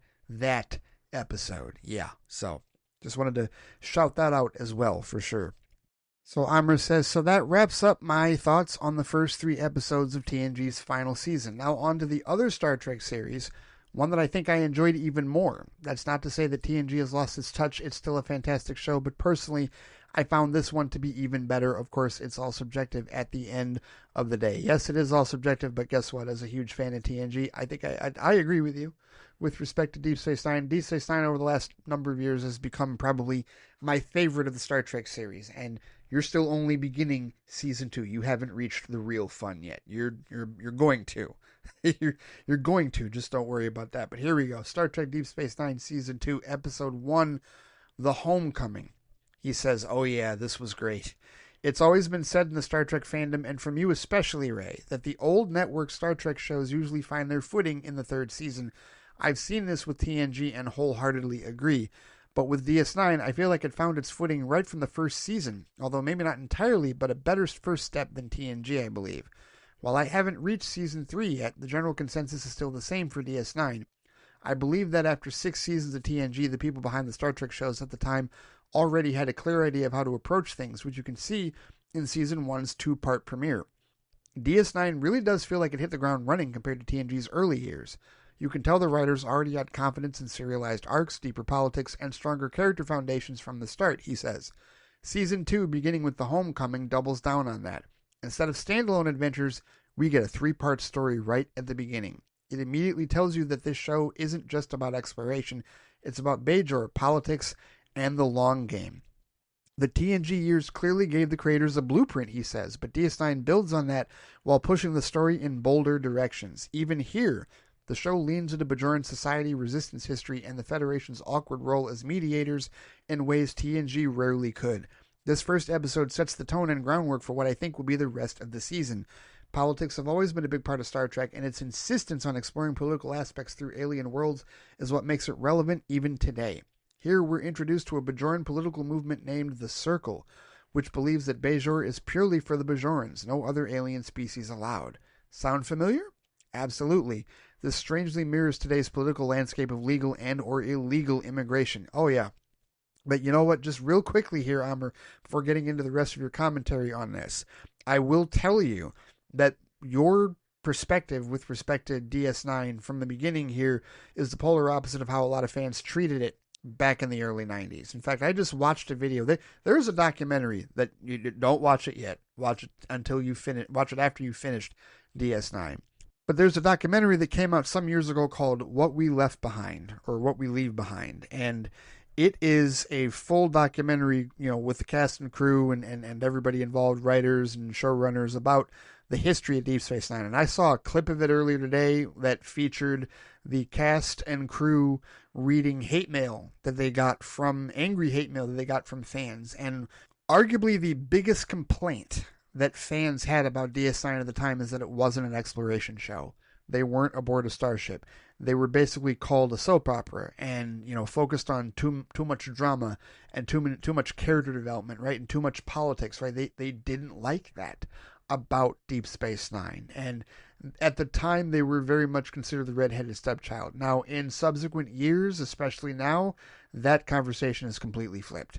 And DS9 absolutely gets its flowers and appreciation from the fandom that it didn't get in the early 90s. And I think a lot of that is generational, because I think a lot of the older generations, Gen X and boomers and whatnot, that grew up on the original series and grew up on TNG, they did not like the aspects of DS9 that us millennials and Gen Z and anybody like further do enjoy. We the political intrigue and all the allegories and whatnot, that's our wheelhouse, most certainly, as generations. And so that's where I think, it's intriguing that you feel this way about DS9, and it's very intriguing, and I because this is how you feel about season 2 already, and or season 1 and 2, because you said you felt that this show hit the ground running, and I do agree with you that they were certainly more certain of themselves in the first 2 seasons of this show than they were in the first 2 seasons of TNG. I get that, but I will tell you that you are still not ready for where this show is going to go in season 3. You're not, and I eagerly look forward to seeing your reactions, to reading your reactions when you get there. But here, let's dive into more of what you had to say with respect to the start of season 2. He says, the Circle's Bajor for Bajorans rhetoric is such a classic Star Trek move. Take a real-world political anxiety, xenophobia, nationalism, exclusionary politics, and filter it through an alien society. Bajor isn't just a random alien of the weak planet. We've spent a whole season watching their recovery from Cardassian occupation, so their fear, trauma, and desire to rebuild all feel very grounded. It makes the Circle's ideology not only believable but tragically understandable, because wounded societies are often the most vulnerable to extremist rhetoric. This episode also marks the start of serialized storytelling. Throughout TNG, I was used to a more episodic structure, he says, a day in the life of the Enterprise crew, where everything mostly reset by the end. Even the two-parters were rare and didn't continue a broader narrative. DS9, on the other hand, begins experimenting with true serialization right here. The Homecoming is explicitly part 1 of 3, and it makes it clear that what happens politically on Bajor and on the station will carry over into future episodes. I think that was a big deal for 90s Trek. It shows DS9 isn't just about weekly dilemmas, but about an ongoing narrative where choices and consequences matter. Yes, you're absolutely right. It was a big deal. It was a big deal for the entirety of the franchise. And like I said, it continued on through to Discovery, all the way into the Paramount Plus shows. But it was also something that early on wasn't necessarily cared for by a good portion of the older fan base, to be honest with you. But again, as it's been re-adjudicated and as us younger generations have latched onto it, We have thoroughly enjoyed it, and it has become the hallmark for us with Star Trek. He says DS9 still keeps the day in the life quality. We see the crew deal with personal dynamics, quirky station business, and the like. But now it's layered on top of larger arcs such as the Circle, Bajoran politics, etc. So in spite of all that, what do we have in this very first episode of Season 2, he says? Well, we get the supposed threat of the Circle, and we also have Major Kira on a quest to rescue a Bajoran prisoner of war, Lee Nallis, a Bajoran rebel who taught the Cardassians. By the end of the episode, he's not what his reputation says he is. He's a rebel, yes, but not the grand hero everyone thinks. He gained that reputation purely by accident. This episode juggles two threads that tie directly into DS9's identity. The Circle's rise is the extremist nationalist movement that believes Bajor should be for Bajorans only. This isn't an alien of the weak threat, but a conflict that grows naturally out of Bajor's post-occupation recovery, adding tension and stakes grounded in political realism. Lee Nallis' introduction is the other thread. On paper, he's a legendary figure who stood up to the Cardassians, but when Kira rescues him, the truth emerges. His reputation is built on a fluke, an accident of circumstance. He's no larger-than-life hero, he's just a man who did his part. And now, burdened by fame he never asked for, he's thrust into politics as a symbol of hope. I like stories that tackle concepts that contrast myth versus reality, he says.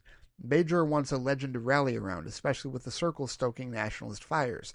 But Lee himself is painfully human, which makes him relatable, even if he can never live up to the expectations thrust upon him. The premiere is both a political thriller and a character study, while also setting up a serialized arc. He says this episode also has me set and excited for Major Kira because by the end, she's relieved of her post on DS9 as Bajoran liaison and replaced with Lee Nallis despite his intentions. That ending lands like a gut punch. By the close of the episode, Kira is pulled off the station and replaced by Lee Nallis as the Bajoran liaison. What makes it sting even more is that Lee doesn't even want it. He's not maneuvering politically, he's being used as a symbol, but still, it's a real consequence for Kira and it shifts the dynamics on DS9. This beat shows the politics of Bajor, he says. The provisional government thinks putting a war hero on DS9 will stabilize things and soothe nationalist fervor. Lee feels trapped, caught between reputation and responsibility, and Kira, who has poured herself into this role, suddenly finds herself sidelined, not because of failure, but because politics demanded a figurehead. Dramatically, it raises the stakes for her arc. Kira has been one of the most fiercely defined characters since Season 1, so the thought of her being torn away from the station immediately makes you want to see what happens next. It's a perfect cliffhanger into a serialized story. It's really well done. And I'll tell you, recently, in the last year or so, since I've been watching the show in repeat on Pluto TV, with the Deep Space Nine channel, I've revisited this three-parter. I've revisited these episodes, and even though I do still agree largely that yes, seasons 3 on, or that is where the show really takes the turn and really gets stronger and stronger. I do agree that these first two seasons are stronger than TNG's first two seasons. I do most certainly agree with that, and this is part of why. And just think of the politics here at work, Amr, and imagine this. Remember that this is also largely happening because Kaiopaka is gone. So remember what happened to her. Remember the planet that they landed on, they crash landed on, she died, but she was brought back to life by the planet's nanomachines, but she has to stay there, right? She has to remain on that planet. So at that point, Bajor lost its spiritual leader. And now that it has lost its spiritual leader, here's the chaos. Here are the factions, right? You got this nationalist movement, and the provisional government. It's infighting, right? So, and this even goes back to the end. Remember the end of season 1, where Vedic Wynn attempted to essentially assassinate Vedic Bareil, right? All of this turmoil on Bajor is born out of the fact that Kaiopaka is gone and that Bajor does not have a spiritual leader at the moment to at least calm the masses and spiritualize the people in that regard, right? So this is the power struggle. This is the vacuum that has been left in her stead, right? So even though Season 1 of DS9 is not as serialized as this is starting to become, still something that happened way back then in Season 1 is absolutely leading to this happening now in the beginning of Season 2, without question. So, yeah, it's very intriguing. And the level of complexity and political depth that they have with the Bajorans is absolutely striking and outstanding. And when they get into the Cardassian stuff later, it's even better. Like it's so good. It really is really well done, to be honest with you, as far as this show is concerned. So let's hear your thoughts on episode 2 of season 2, The Circle, and see what exactly your thoughts were on Major Kira and what happened to her. He says, this is yet another great episode. It keeps that and the plot thickens feeling going. Minister Yarrow, played by Frank Langella, yes, is revealed as the true leader of the Circle, and Vedic Wynn returns, showing once again why she's such a chilling political player. The more I see of her, the more I start to despise her. She's patient, calculating, and willing to exploit Bajor's instability for her own gain. If you despise her now, you just be prepared to despise her for the remainder of her presence on this series, because she only gets worse. She only gets worse. Louise Fletcher did a phenomenal job with this particular role, and it's hilarious because I never saw her as Nurse Ratched in One Flew Over the Cuckoo's Nest. I still haven't seen her as Nurse Ratched in that, and that's like the big role that like catapulted her into stardom. Louise Fletcher, may she rest in peace. She passed a couple of years ago in France, but that was the big role that like put her on the map with respect to like her career. But for me, it's Wynn Adami. There will never be a villain as infuriating as that, like on that level for me, with respect to her portrayal. And she's just so deliciously awful and conniving and manipulative and just, I hate her. If you despise her now, that will only get worse as the show goes on. Trust me. Even as things change, even as things drastically alter, you're still going to hate her, because she's going to find a way to keep you hating her going forward. Anyway, he says Major Kira gets some downtime after her removal from the station. She experiences a vision through one of the orbs, which is mysterious and ambiguous. I had no idea what's going on, but I think it's hinting at guidance from the prophets and possibly nudging toward her feelings for Vedic Burial. It adds a subtle spiritual layer without being explicit. The political intrigue is strong, he says. Yarrow's leadership gives the Circle a concrete face, turning an abstract threat into something tangible. Meanwhile, the Cardassians are secretly funding the movement, a revelation that adds dramatic irony. The Circle thinks it's acting independently, but it's being manipulated, reinforcing DS9's recurring theme that politics are rarely simple. The episode also has some beautifully directed character moments. The scene where Kira is packing to leave and the DS9 crew filters into her quarters. Odo, Bashir, Dax, Quark, and O'Brien communicates concern, respect, and emotional bonds without dialogue. The timing of Quark's entrance adds humor while keeping the scene heartfelt. Similarly, scenes with Yarrow and Vedic Wynn highlight power and secrecy visually. DS9's stationary setting allows for detailed Bajoran interiors and cityscapes, making the political tension feel tangible without relying on expansive planetary shots like TNG often did. That's an interesting perspective. I like that. In terms of the visual representation of interior for political tension, I like that. That's a really good observation, Amr. He says the episode ends on a cliffhanger, reinforcing the serialized storytelling. Bajor's political crisis continues, the Circle's rise escalates, and Kira's personal and professional challenges remain unresolved. DS9 is showing that choices and consequences carry weight, making the story feel real and consequential. Oh, yes. Yes, indeed. And that leads us into episode 3, The Siege. He says this episode marks the conclusion of Season 2's opening arc and remains as engaging as the previous installments. I'm warming up to the serialized storytelling of DS9, and The Siege shows how the show can maintain tension while weaving together political intrigue, character dynamics, and moral complexity. The ending of the previous episode set up DS9 under threat from Bajoran forces, and here we see how Sisko and the crew navigate that challenge. And again, Amr, I will just tell you, it is a good thing that you're warming up to the serialized storytelling, because you're about to get a heavy, heavy, heavy dose of it going forward with this series. He says this episode is intense because DS9 itself becomes the focal point of both political and military conflict. Bajoran forces influenced by the Circle threaten the station, raising the stakes from abstract political scheming to direct action. Sisko and the crew are tested not only in problem-solving but in leadership, loyalty, and navigating ethical dilemmas. All the threads from the previous 2 episodes, Kira's removal, Lee Nallis' role, the Circle's rise, and Vedic Wynn's machinations converge here, resolving some issues while leaving lingering tension for future arcs. The episode also reinforces DS9's focus on character dynamics in crisis. Personal relationships and individual strengths are highlighted, grounding the political story in human and Bajoran experience.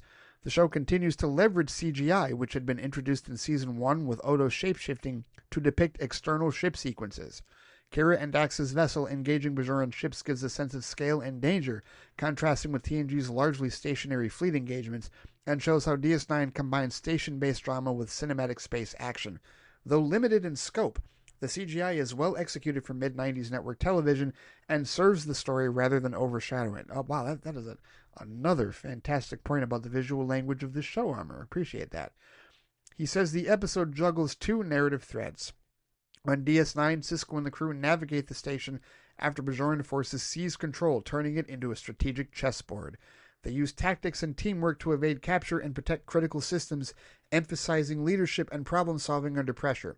Simultaneously, Kira and Dax attempt to reach Bajor on a rundown ship to deliver evidence of Cardassian involvement in the Circle. Their mission adds urgency and vulnerability, providing a dynamic narrative parallel that contrasts with the controlled tension aboard DS9. The interplay between these threads keeps the episode moving at a fast pace and reinforces the serialized arc. The ending, he says, carries significant emotional weight. Lee Nollis's death is poignant, yet not entirely surprising. DS9, like TNG, has a history of introducing characters who serve a story purpose without sticking around long term. His loss underscores the human cost of political and military conflict and adds gravity to Kira's struggles.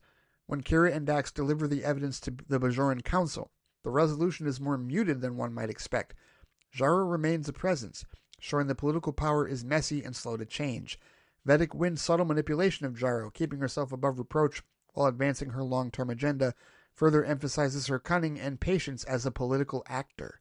Overall, The Siege effectively combines political intrigue, serialized storytelling, character-driven tension, and strategic action, he says. It concludes the opening arc of Season 2 with a satisfying blend of drama, stakes, and emotional resonance, while leaving threads open for future developments. The dual threads, the character interplay, and the visual storytelling through both CGI space sequences and in-station blocking make this episode a standout in demonstrating DS9's evolving identity and approach to serialized narrative. And thus ends some of the most praiseworthy critique of that three-part arc that I have ever heard. And that's not to say that people don't like that arc. It's just that, again, cannot emphasize this enough. The turning point of this show most certainly is Season 3. And I know I keep saying that, and you might be tired of me saying it, Amr, but when you get there, you'll understand exactly why I'm saying it. But you know what? The fact that you were enjoying the political intrigue this much now, there's going to be more political intrigue in a couple of different directions for the rest of this particular season. And then everything is going to get flipped. And I do mean everything is going to get flipped.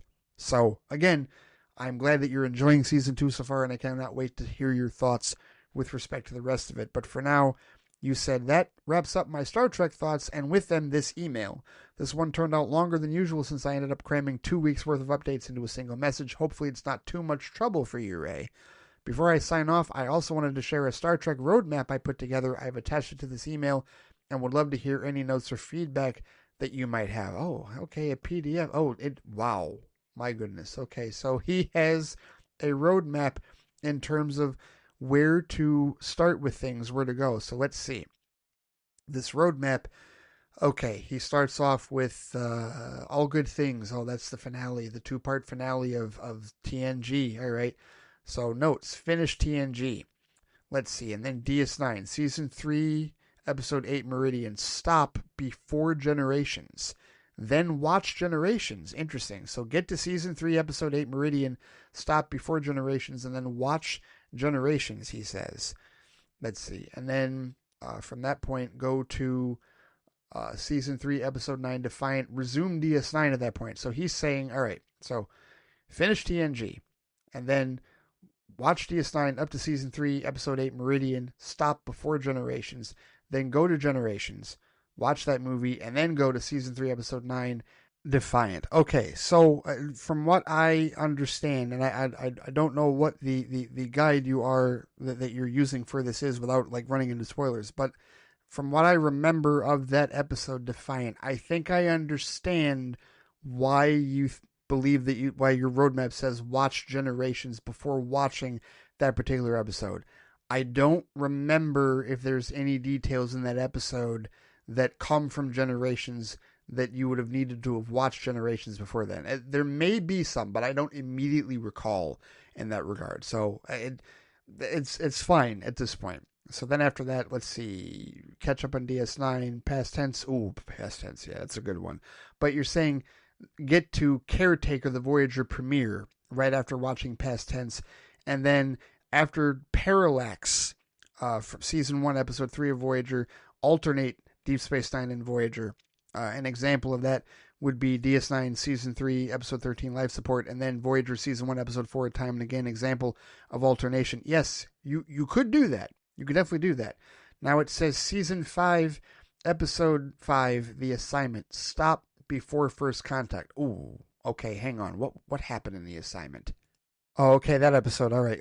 So here's the thing. Like, there is an aesthetic decision that occurs that happens a couple of episodes after that one that would impact whether or not you've seen First Contact. I think that you're going based off of when everything like was released and aired, and that makes sense because then that would be you'd be real timing it. And in that regard, but so far, yeah, I think you're good because you're saying after like before season 5, episode 5, The Assignment of DS9, and season 3, episode 7 of Voyager, Sacred Ground, you're saying stop those, then watch First Contact, and then resume DS9 with Trials and Tribulations, and resume Voyager with Future's End after that. But then you're going further. You're stopping at season 7, episode 9, Covenant, and season 5, episode 9, 30 Days before Insurrection. Then you watch Insurrection, and then you watch... Oh, is that right? Yeah, I guess that would be right, technically. Yes, that would be right. And then you watch Insurrection, you resume DS9 with It's Only a Paper Moon and Voyager with Counterpoint. Then you end DS9 and Voyager with What You Leave Behind and Endgame, and then you watch Nemesis, which, yes, Nemesis did release. Okay, you know what? You're fine.